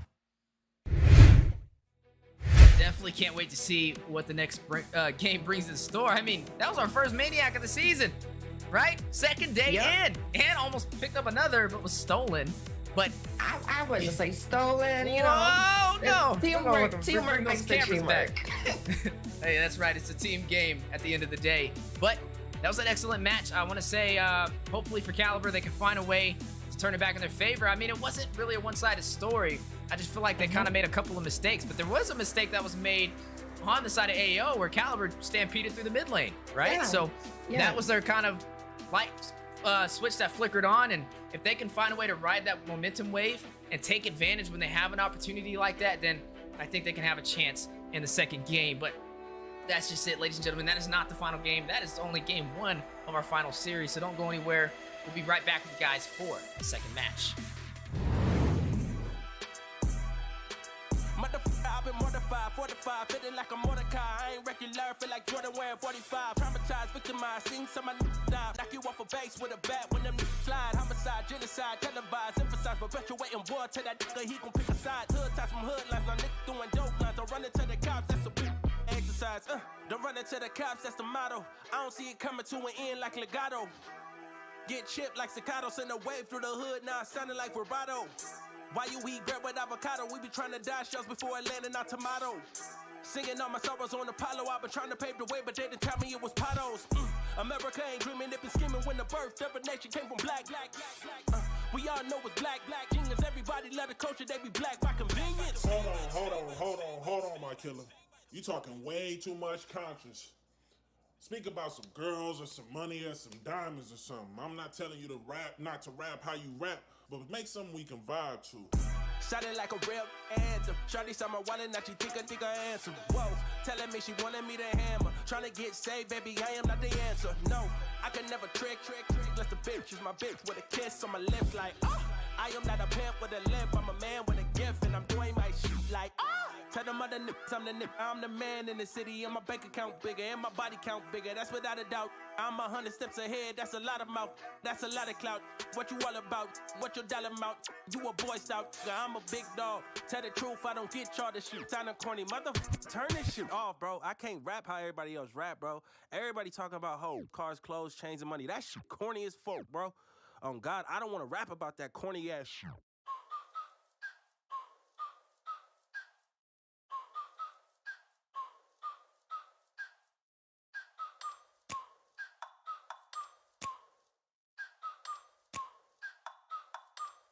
Like, ride with me if you ride with me, you can slide with me if you feel like 550 on the 5 sticky, come get high with me, that's a deal, right? Ride with me if you ride with me, you can slide with me if you feel like 550 on the 5 sticky, come get high with me, that's a deal, right? That's a deal, right? That's a bet, right? That's a bet, right? That's a deal, right? That's a deal, right? That's a bet, right? That's a deal, right? That's a deal, right? That's a bet, right? That's a deal, right? That's a deal, right? Ayy, coming down like precipitation. I ain't never met a limitation. Hate plotting my elimination. Gotta go to Google for the information. I'm a superstar, so I gotta shine. Top dollar be the bottom line. Bottom feeding niggas out of line. Turn your heart rate to a dotted line. Yeah, my zodiac probably dollar sign. Got the energy to win it, my nigga, I'm feeling great. Got a date with destiny, focusing on my fate. I don't give a fuck what you rapping, you been a fake. I'm everything that they ain't, it can't be, it won't be. Wanna see me fall, I can't go, I won't leave. Coming from the block with plain clothes and police. Straight up to the top with bankrolls and rollies. Ride with me if you ride with me, you can slide with me if you feel like 550 on the 5 sticky, come get high with me, that's a deal, right? Ride with me if you ride with me, you can slide with me if you feel like. Ladies and gentlemen, welcome back to the MLSA Season 3, Week 2, Day 2, Series 3, Match 2. I always challenge myself to get it, but you know what? If we go to a Game 3, you get to say it next time, Grim. I'm going to see if you can remember all that, all right? That's the challenge of the day. But, hey, that was an explosive match. We got to see a Maniac over there from No Hezzy, no Kizzy out there. That's definitely something to be able to see. Definitely don't want to miss that. Go rewind it if you did. But, you know, we're not going to waste too much time because both of these teams are ready to go right back at it. Aggravate One's and Calibur, honestly, in my opinion, the most explosive and intense match of today's series. Do you think they're on even calibers? Do you think they're teams of the same caliber? Pun intended there. Wow, Rim, you just gonna put me. Wow. I don't. Yeah. Okay, so I feel like with Calibur, there's just a couple of mistakes that they make, right? Sometimes they commit and they look very smooth, but then other times they look a little bit shaky. I think they got to work on the rotations a little bit. Get to the ball a little bit sooner, pass that rock a little bit, share the love around the map. I feel like with Aggravate Ones, they just execute flawlessly. You don't really see them make too many mistakes. You don't see them too many times in an awkward situation, but there are moments when it does happen. We've seen it. We've seen them mess up, get a full wipeout on their side, and Calibur had that opportunity to open up that map in the mid lane, but then Calibur fell short, right? They had the advantage. They worked so hard to get it, and then they kind of fumbled. And then you just seen Aggravate Ones just take control of the game all over again. And so I think for Calibur, they just need a little bit more time. They need to work on a game plan, kind of working on target prioritization and also rotating to those lanes a little bit faster. I want to see them kind of take advantage for the early game, dominate in that aspect, and keep control. when I look at Aggravate Ones, I feel like they're a team that knows how to control the tempo of a game and keep control of it. Whereas when we look at Calibur, it's like when you're walking a dog on a leash, right? I feel like the dog sometimes is walking them and not the other way around. So yeah, as we are jumping into the draft. It's definitely tugging on the rope there. It's tugging on the rope, and you know what else is tugging? This Navaria has not been slotted at all since launch date of season 3. Wow, I feel like she's very, very situational in terms of the things that she offered, and I think actually now even more, it makes sense that she's banned out because she did get a little bit of adjustment that made it easier for her to, get that passive up on that second skill, so she can really maximize on her burst damage output. So I do think it's understandable now. Speaking of things that's also understandable, mirroring what happened in that last game, that EXP lanes being targeted out, the Arla, the Glue not going to be allowed to walk. And last game, that opened a lot more. And I like AO's responses. They went against the Martyrs last game. The Martyrs really gave them a little bit of a hard time to get their momentum in that early game. So they banned it out. And you mentioned, right, they like to have that early game control so they can keep that going throughout the match. So banning that out, really smart on their end. And right now, they're kind of trolling us in terms of these heroes that they're slotting over here. We're seeing them hovering over the supports, and I think they might go ahead and prio this Beatrix again. Yep, they did. Oh, dang, right on the money. Gonna go ahead and take up that Beatrix super early. Looks like they're very confident on it. I mean, you're talking about no hezzy on it, right? I think he's going for Savage to close out today's show. Calibur needs to have something in their bag. They gotta dig deep because no hezzy is not playing any games. They have to find something that can really shut it down. I feel like the Claude was a good answer for that, but they need a little bit more backline pressure on their side. I think they had to use Zong last game for the set of Calibur, but we really wasn't seeing him being that present, right? I don't know if it's because of the Hilda that kind of kept him at bay, because we did see Hilda a lot more present around the map when it comes to these engagements here, right? But speaking of presence, we're gonna see, I think that's the Valentina gonna be locked in for the side of Calibur, as well as this Melissa, and I like it. Claude had to dive in to deal that damage, and she now has the security to deal damage from afar, kind of match up with what the Beatrix can do as well in terms of that poke potential and the poking that they have, right, going up against each other in that laning phase, as well as their overall team fight contribution. I think both ADCs in that gold lane pretty even matchup. So I do like the responses that I'm seeing here. And looking at AO right now, Weezy, they're gonna go ahead and lock in this Basha. Was the Basha on the side of Calibur last time, or did they also take it up last game? It was on the side of, oh shoot. I think it was on. I can't remember. No, it was on AO. It was on AO because they had the Beatrix on this. So, yeah. If it's not broken, don't fix it, right? Yeah.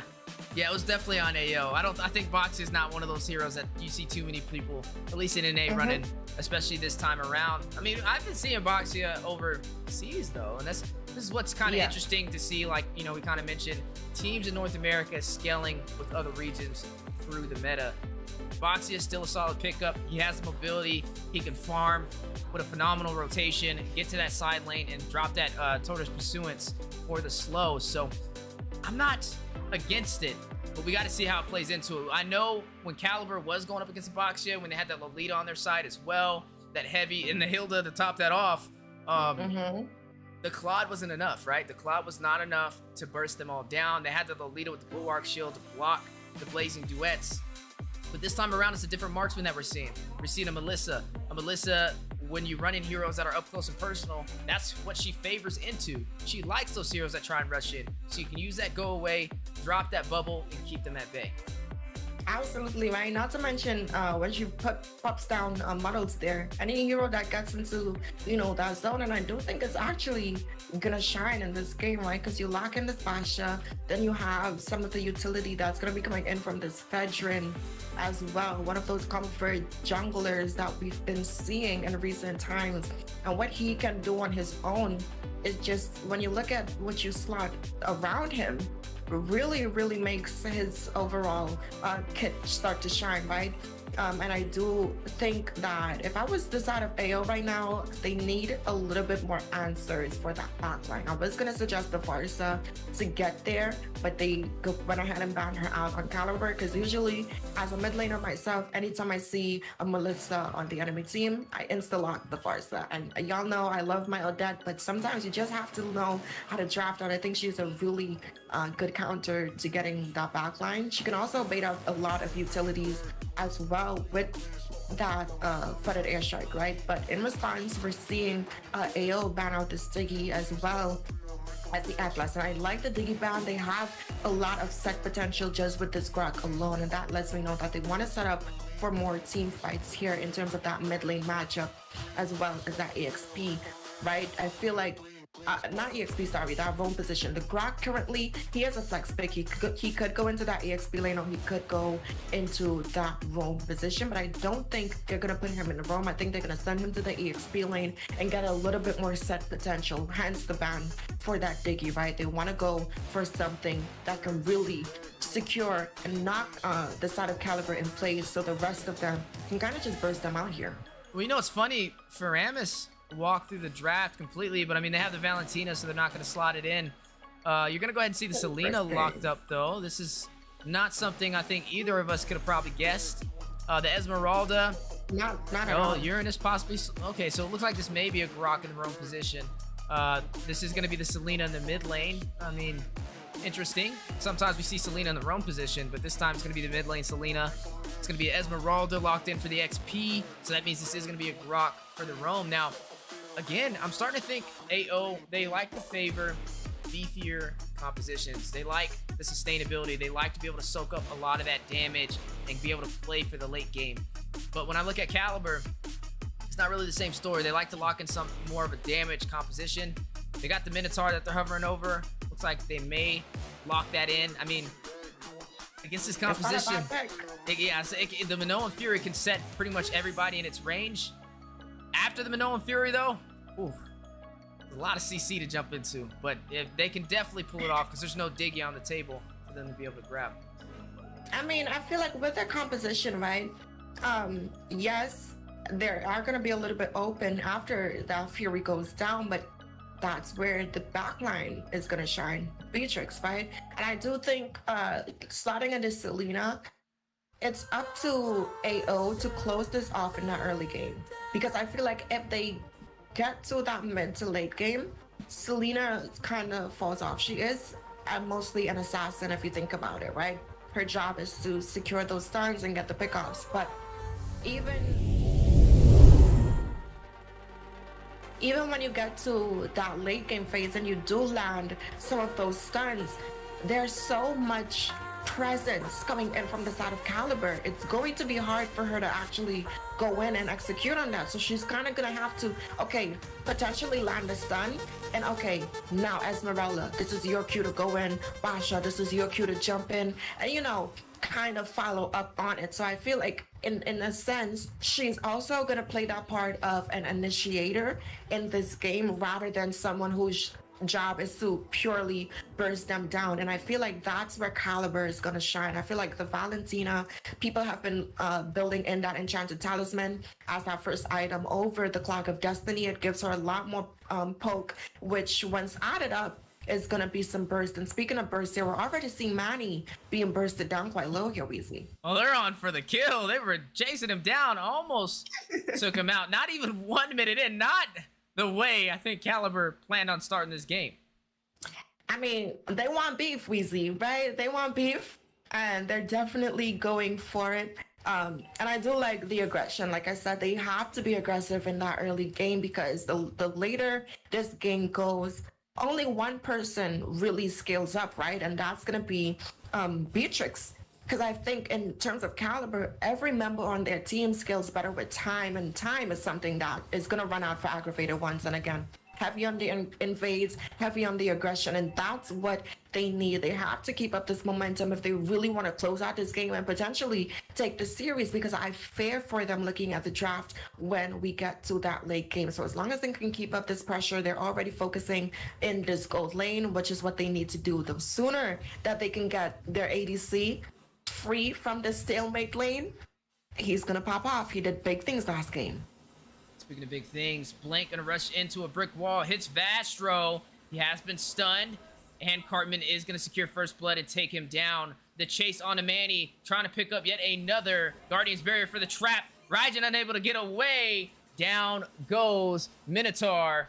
You are gonna see Raijin fall as well. Magic picking up a double kill. 3 kills nice and early for Aggravate Ones. Now, I like that they did a little bit of a lane swap there, right? Magic is now in that EXP lane. They swapped the previous EXP lane with the roamers. And I think it's working out this time. I feel like Magic is more comfortable this time around. He was able to out-rotate the Lapu Lapu and pick up a double kill as well. But speaking of things being picked up, that turtle is going to go into the hands of Aggravated Ones. And looking at Lux's positioning right now, giving that vision on the Selena, and going up against a draft like that is it's giving confidence, because you have to be confident on certain heroes, and we're definitely seeing that being executed. He's looking for a stun here on this Melissa. They know they have to shut her down, or else this game is going to get a little bit harder. But a flicker ulti. And Nohezi to secure the kill is going to find Super with the assistance of that wild charge. Raijin finds Lux. Kills are stacking. Manny is going to take down Cartman. 2 members down from Aggravate Ones. A little too over-aggressive. Blank rushes into the bush. Finds Manny. Gets terrified by Raijin on the Valentina. Nohezi joins the fight. Takes some chip damage onto Manny. Secures a kill. That is going to be Nohezi already 2-0-1 at KDA. But the taunt on the Blank needs to get out of there. Terrified, too much to handle. And Praise's Rat drops down from Vastro. The taunt with the energy eruption. Vastro takes down Nohezi. Von C misses the Bravest Fighter. Raging Slash. Almost able to get some members on Aggravate Ones, but falling a little short. Now, I do like that they're having a little bit of a response here, but we're seeing Magic on the rotations coming down to help them kind of disengage from that situation. He did pick up that Enchanted Talisman, so we're going to see a lot more pressure being applied now that he has that mana sustainability coming in as well. They're cutting these lanes, and that's just going to set them up to be able to stay on these rotations. And speaking of rotations, Calibur finding an answer. With that wild charge, 2-man knockup. Magic unable to escape the wrath from Von C as he takes him down with the Bravest Fighter. You're going to look at a 5-4 deficit. Aggravate Ones leading the way on the scoreboard. But the turtle has spawned in the second initial objective. We're seeing them already applying that constant pressure. It's like Lux is the mid laner, but he's giving the gold laner, right? I haven't seen Lux in this mid lane, I don't recall. This turtle is gonna go uncontested into the hands of Aggravated Ones as a second turtle this game. And when you have a jungle like the Fedrin, you don't see these neutral objectives going up for free, Weezy. I'm not seeing any contest potential given I think they do have the upper advantage in terms of overall damage in teamfight compositions, right? They have the Melissa. The turtle was bot lane. They definitely should have contested that, but they might have to contest this teamfight. There it goes. Minoan Fury for the knockup, putting Aggravate Ones on a trampoline. Praise's Rat drops down as well. Both sides very low. Cartman needs to get out of there, but he's going to wind up with the power of nature. Oh my, Manny! Knockup Blank airborne, but Blank on the chase. Smells a low HP. Gets a stun on the Raijin. Magic finds Von C. Super finds Blank 2.0. No, Hezi and Lux trying to get away. Vastro with the knockup on the Hezi. But Hezi from afar finds Raijin with Renner. Talk about a long shot. Man, there's bars there, Weezy, and I'm at the skill level coming in from Hesi on this Beatrix is definitely something to consider. Oh my gosh, that stun landing there onto this Melissa, and then the combo potential with that falling Star Moon. Weezy, what are we seeing right now for this side of Aggravated Ones? They're they're on fire. Oh, and there goes the knockup. Abyssal Arrow not able to hit the mark. Raijin trying to defend this mid lane, but it is quickly bursted down. Falling Star Moon from Magic picks up the kill. Lux is going to find the turret behind him. Vastro now trying to make Magic pay, trying to get the punish. Magic able to sustain himself, is able to get out of there. But I got to give a comment on that synchronization that we've seen from that utility on the bottom side. We just watched an Abyssal Arrow and a Falling Star Moon connect at the same time. At the same time. I think we call that an Abyssal Star Moon. the planets definitely aligned for them, right? The astrologers definitely working in favor of Aggravate Ones right now. And again, it's looking like another turtle is going to go here into their hands, but we're seeing Fedrin on the contest. Not going to secure it though, but a team fight here. Lux is going to find Ryzen. They were able to take the turret and also able to pick up a kill. 2 wins in their favor so far. 10-5, 7 minutes in. Mid lane has been cracked in along with the sides, leaving Calibur with their tier 2 turrets as they are now trying to close the distance, trying to go the extra mile, trying to claim yet some more real estate. Vastro needing to get out alive. Very low. Has to go back to the base. Magic now going back as well. Going to be able to sustain himself. Cartman frontlining all the damage. Blank and no Hezi joining the party, but quickly going to disengage. Man, that's discipline coming in from the side of Aggravated Ones. They don't want to force too much. They're looking at things like their HP, their win conditions in these fights, and if they don't see a win, they're not going to play the game, right? And I like that discipline coming in from them. And again, I mentioned Lux's role on this Selena being another initiator for essentially, right? Instead of someone who has to kind of go in and burst them down. And I feel like Calibur, they gave up a little bit too easy in that early game. Yes, Aggravated Ones have the upper advantage when it comes to overall pressure that they can apply in the first like 10 minutes of the match. I think they gave it up a little too easy. Not contesting turtles when you have something like the Fedrin. Why pick him then, right? One of his jobs as that jungler, the reason why he's shining so much is because you can't bully him that easily. And I feel like if you just allow yourself to give things up for free, we do see that flicker, Minnow and Fury going in here, and he's chasing for Hezi right now. Unable to finish him off though. Hezi now in the bush. Renner's empathy winding up. Man, he finds Lux, able to get a kill. A great roam right there. Able to chase down the marksman, make him pay, and also pick up a kill on top of that. Look at Blank, very low as well. Needs to get back to the base, and looks like Calibur was able to find their footing. Yeah, and that's what they need, right? Any little pickoffs that they can right now definitely is going to help them scale overall. They can definitely even up this gold lead. It's not that far, but a wild charge goes in. Not able to hit the wall though. Does get a knock up on Ryzen. Didn't really phase the side of Calibur. Guardian's barrier does drop down. Ryzen gonna use the wild charge as well to get away, an escape mechanism, but on the top side, Von C left unchecked is opening the map for Calibur. I definitely think he needs to make his presence be known so they can win out on these team fights. I feel like they're not playing their cards right, Weezy, but before we get into that, a new one has been dealt here. Down goes the Falling Star, Moon, Minnow and Fury for the knockup. Manny trying to pick up a kill. Finds no Hezi. Cartman finds Manny to respond. Vastro falls to Blank. Ryzen taken down by Lux. Super trying to get away, but the Falling Star Moon for the denial is going to take him out. Man, the combos coming in from Lux and Magic here is definitely giving magical. Right, Weezy? They're just on fire today. I feel like both of them, their synergy is really, really high, and I like that. Calibur, you mentioned that they needed to focus a little bit more on some of these target prioritizations, and they know that Hisu there is a problem on this Beatrix and Hezi, sorry for butchering that name there, but they're finding him now. They're actually putting some pressure on him, making it a little bit harder for him to shine. And I do think that they're doing a really good job at defending these lanes. We're seeing Aggravated Ones. They're trying to open out the base here, and it might backfire here, Weezy. And this is where Melissa starts to shine, right? She's more the mid to late game marksman, and we are now getting to that mid game. This is where she starts getting her first power spike. You are seeing the map still opening up for the side of Aggravate Ones as they are trying to claim the last remaining tier 2 turrets. But Aggravate Ones still trying to defend, still focusing, but wild charge for the 4-man knockup. Go away. Does drop down. Hezi finds Ryzen, takes down the mage for Calibur.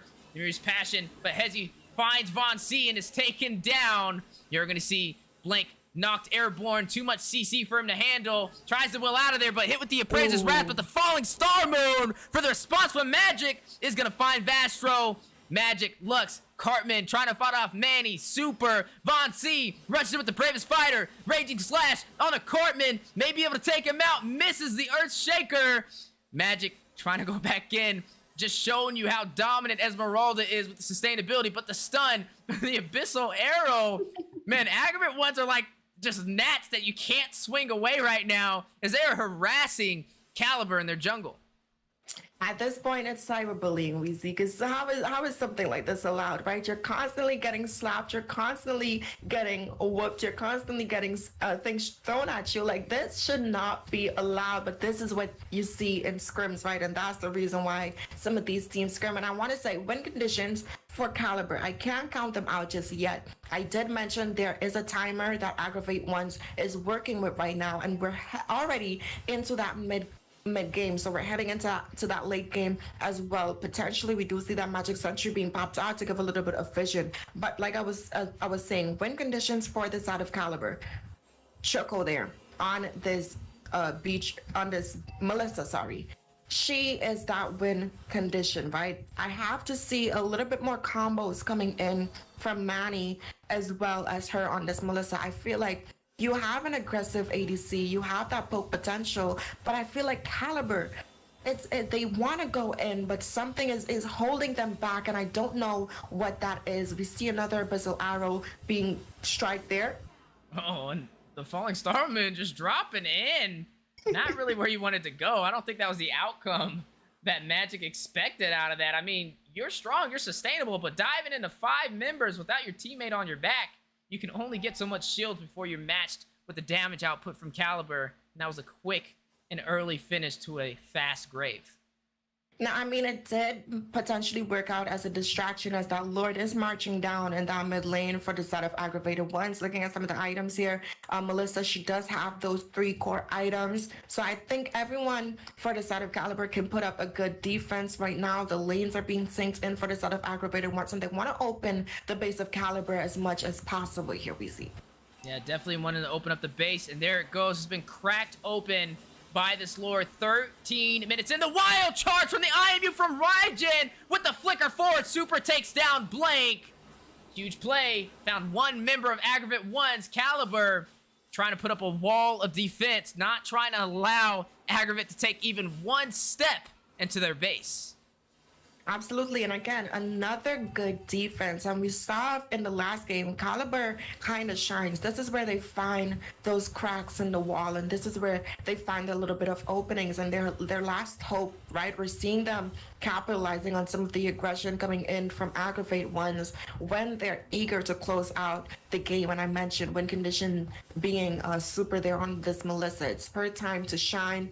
The sets coming in from Manny on this Minotaur is also going to be of huge impact. And speaking of things to be of huge impact, yeah, we're seeing Pessy looking for the snipe. They're not going to connect, thankfully, for this out of Calibur, because, man, those things hurt when you're at this point in the game. And like I said, we're leaving that mid game and entering that late game. So it's really going to come down to these team fights, right? I think that the Valentina has been doing a good job with some of these wild charges when she does slot that in. So as long as they can chain combo, I would potentially like to see either they go in for that stolen wild charge first, and then you combo up with the Minoan Fury coming in from Minotaur, but don't use them both at the same time.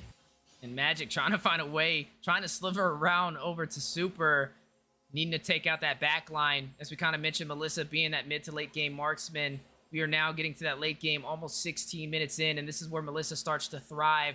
And I think Calibur realizes that. Protect Melissa at all costs. Just look at the damage from the knockup. Magic not having the same stories we've seen in the early phase, quickly taking some serious damage and rethinking that decision, but still able to sustain himself. Falling Star Moon winds up, does not opt in to drop on the side of Calibur, but decides to pull his punches. But is it a little too late? Used all of his utility. Blink is going to find the Lord, the wild charge for the knockup, for the stun. You are going to see Magic, and you are going to see Cartman with a stun. They are going to get taunted right there, but no, Hezi with the sniper finds Vastra from afar. Super is going to find Lux. That is going to be 2 members down for the side of Calibur to 1 member on Aggravate Ones as the Lord is pushing up the mid lane. Man, and they really are going to have to put all their eggs in one basket here for this defensive versus out of Calibur. The Lord steady making his way into the base, Wheezy. Making his way in to the base with 4 members of Aggravate Ones to join the party. The Wild Charge for the double knockup and the stun. The Falling Star Mode to top it off. Down goes Super. The trampolines are out with the Minoan Fury from Manny, and down goes the base Crystal. Aggravate Ones claims the sweep on Calibur for the final series of the day. Man, really, really good game being played out from the side of Aggravated Ones. They held their momentum and their power consistently from that mid game to that late game, as well as closing out the game before their whole composition kind of fell apart, right?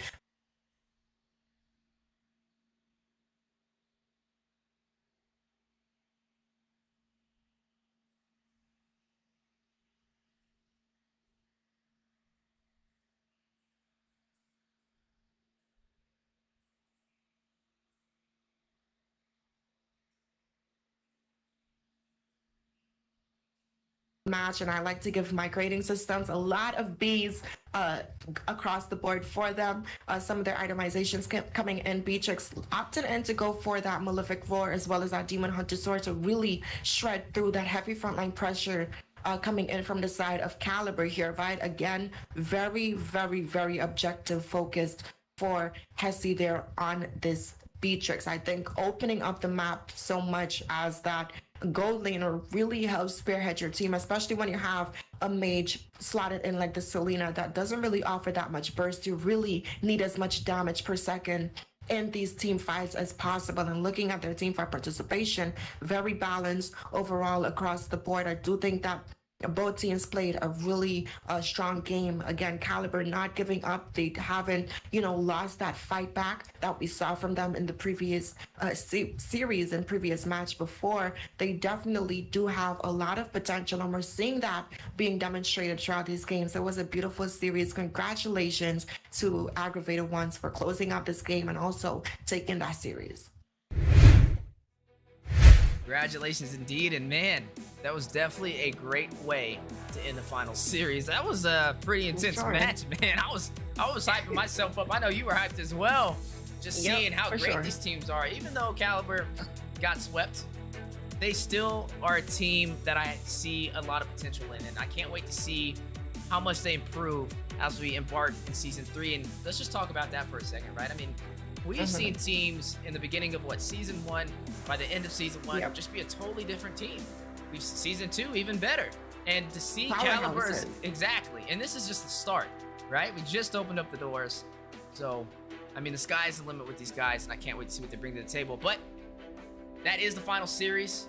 Rim, I'll let you get your little last-minute words in. NA's second best Odette, falling only short to myself. Any last words for everybody? I just want to say thank you everyone for tuning in. Your support is greatly, appreciated. To everyone here at the MLSA, we really are a community fostered, organization here. Is family that really keeps us going, that family mindset. I'm happy to be a part of it. I'm happy to be here. Look forward to Season 3. There's a lot of big things. Tune in to our tournament that is currently ongoing. Registration is still open for the Cyberpunk tournament. Moonton, very generous, adding that 100,000 diamond prize pool. So, that's big things. It's also 1,000 prize pool. It is also a little bit for teaming up with Trex. We can talk a little bit more about that when he closes us out for today. But yeah, definitely sign up in the MLSA Discord. Get your teams in, man, and participate. It's 32 teams. You have a huge opportunity. Come on, show up and show out, honestly. That's right. And Rim, I appreciate you stopping by for that grand finale of a series, and I can't wait to see you on the desk again in the distant future. You take care. Peace, y'all. Okay, I don't know what Rim was talking about. There's no tournament going on. No, I'm just kidding. I'm just playing. No, honestly, man, guys, today's been a pleasure. Day 2 of Season 3, and just to see the level of competition definitely makes us want to keep this going, as this is community driven, right? This is the community coming together and making this happen. This boils down to not only me as the host, but the casters, the MLSA staff, everybody out there watching, and so much more. So kind of how Rim kind of mentioned, one of the things that we are doing is we are hosting a tournament. It is called the Cyberpunk Tournament. We are giving away $1,000 to the winning team. And on top of that, we got Moonton to support 100,000 diamonds, which will be rewarded to majority of the teams that place at least in, I want to say, the top 4 to top 8 positions. So make sure you guys register. We're allowing 32 teams to compete. Last time we only did 8, but this time we wanted to share that wealth and spread that love to give more teams a shot. So there's 32 slots. Registration is going to close June 11th. If you want to register, make sure you guys join on the Mobile Legends Scrim Academy Discord server now and get your teams signed up and registered, as registration is going to be closing in the distant future. The tournament is going to be June 16th all the way to July 2nd. It's only going to run on weekends, so I made sure that it kind of works within everybody's schedule. So hopefully you guys can make it. And if you can't compete, at least come out and represent the North American community, because that's what this is all about.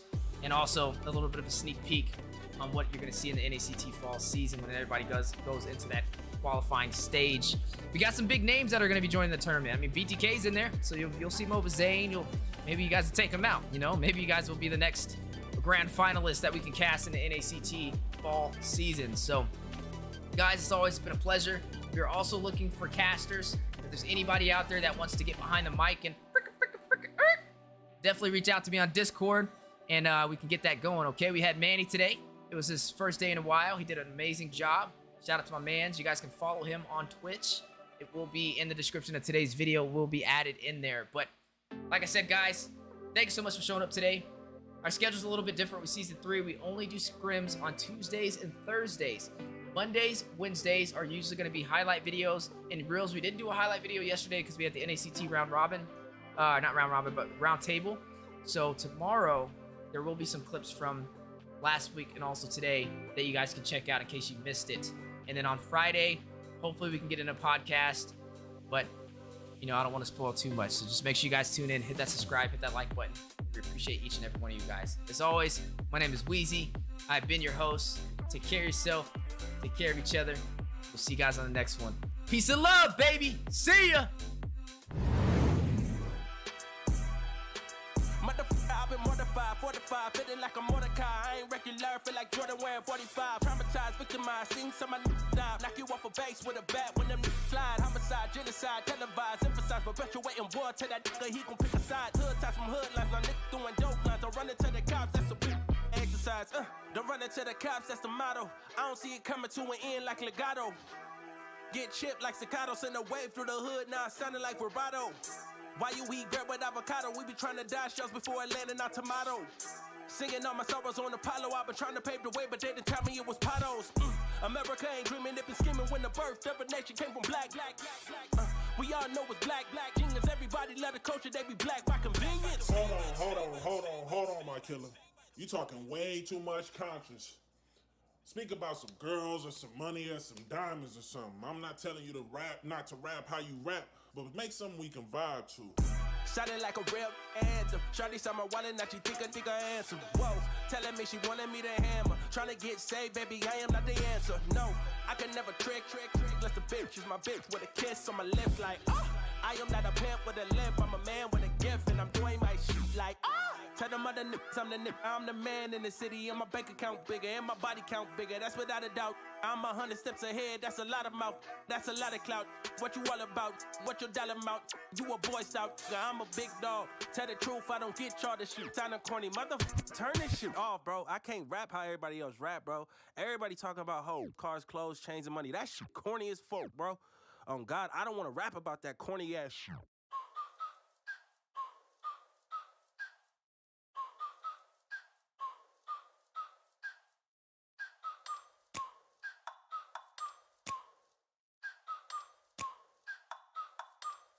Like, ride with me if you ride with me, you can slide with me if you feel like 550 on the 5 sticky, come get high with me, that's a deal, right? Ride with me if you ride with me, you can slide with me if you feel like 550 on the 5 sticky, come get high with me, that's a deal, right? That's a deal, right? That's a bet, right? That's a bet, right? That's a deal, right? That's a deal, right? That's a bet, right? That's a deal, right? That's a deal, right? Ayy, coming down like precipitation. I ain't never met a limitation. Hate applying my elimination. Gotta go to Google for the information. I'm a superstar, so I gotta shine. Top dollar be the bottom line. Bottom feeding niggas out of line. Turn your heart rate to a dotted line. Yeah, my zodiac probably dollar sign. Got the energy to win it, my nigga, I'm feeling great. Got a date with destiny, focusing on my fate. I don't give a fuck what you rapping, you been a fake. I'm everything that they ain't, it can't be, it won't be. Wanna see me fall, I can't go, I won't leave. Coming from the block with plain clothes and police. Straight up to the top with bankrolls and rollies. Ride with me if you ride with me, you can slide with me if you feel like 550 on the 5 sticky, come get high with me, that's a deal, right? Ride with me if you ride with me, you can slide with me if you feel like 550 on the 5 sticky, come get high with me, that's a deal, right? That's a deal, right? That's a bet, right? That's a bet, right? That's a deal, right? That's a deal, right? That's a bet, right? That's a deal, right? That's a deal, right? That's a bet, right? That's a deal, right? That's a deal, right? Ayy, 12 can't really stop shit, so I'm still pushing like a mosh pit. Ice dripping, think I'm hot shit. In a yellow bucket with the mop stick. I've been jugging jams like wholesale. Everything must go sell. Hitting bitches with the oh well. Need 100 milli on the low scale. On my worst night, I'm the best nigga. Wouldn't mess with you, couldn't cap to him.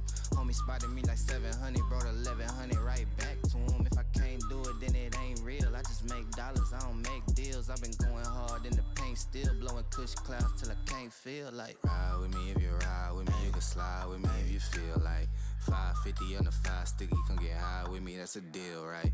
Ride with me if you ride with me, you can slide with me if you feel like 550 on the 5 sticky, come get high with me, that's a deal, right? That's a deal, right? That's a bet, right? That's a bet, right? That's a deal, right? That's a deal, right? That's a bet, right? That's a deal, right? That's a deal, right? That's a bet, right? That's a deal, right? That's a deal, right? Got 5 on it.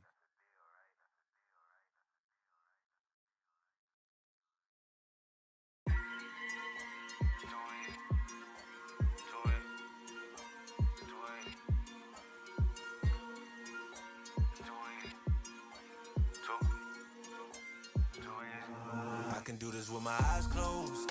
It's too easy. Too easy.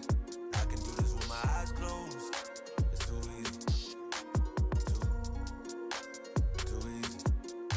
It's too easy. I've been there, done it, seen it. Boy, all that like Keenan. Still got crack, they fiendin'. Flow still hot like Phoenix. Shine so bright, I'm gleaming. This off top, I'm tweaking. Fresh out the rat like Neiman. And I'm still tryna fight my demons. Cause we all gotta act like Tina. That's why I gotta ride with the Nina. Outside, it's a war going on. Maybe put my hands on my head like the Macarena. They want you walking on board like chemo. Ain't give a F to you like John Cena. Putting blood on the brand new Beamer. Tryna earn 8 stripes like Adidas. You get cold when you ride with the heater. It'll turn you to a dog like a keto. And expose to a cat like a cheetah. They smoke my partner like reefer. Dímelo porque yo no entiendo. Mi gente must really need Jesus. They shed real blood, I never seen the crypt and I believe it. It's too easy. Too easy. I can do this with my eyes closed. It's too easy. It's too easy. I can do this with my eyes closed. It's too easy. Too easy. I can do this with my eyes closed. It's too easy. Too easy. It's too easy. I've been there, done it, seen it. Y'all just talk, don't live it. And just took that route, that seen it. I'm so outspoken like Reason. Jimmy Neutron, boy, young G's. And I'm a self-made man out of Sweden. And it's still off top, I'm tweaking. But I still gotta fight my demons. I ain't no good, I'm evil. I ain't been clean since Eden. It's a war going on outside. Make you put your hands on your head like the Macarena. That's why I gotta watch my demeanor. You know they locking up blacks and Latinos. It's the same old game, ain't nothing really changed but the mileage on the meter of the beamer. You get cold when you ride with the heater. It'll turn you to a dog like a keto. And expose to a cat like a cheetah.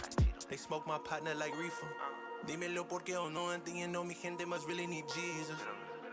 They shed real blood, I never seen the crypt and I believe it. It's too easy. Too easy. Too easy. I can do this with my eyes closed.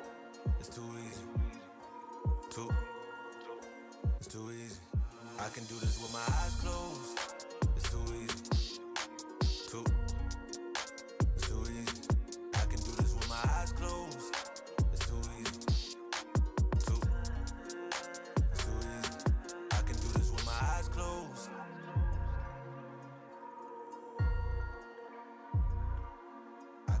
with my eyes closed.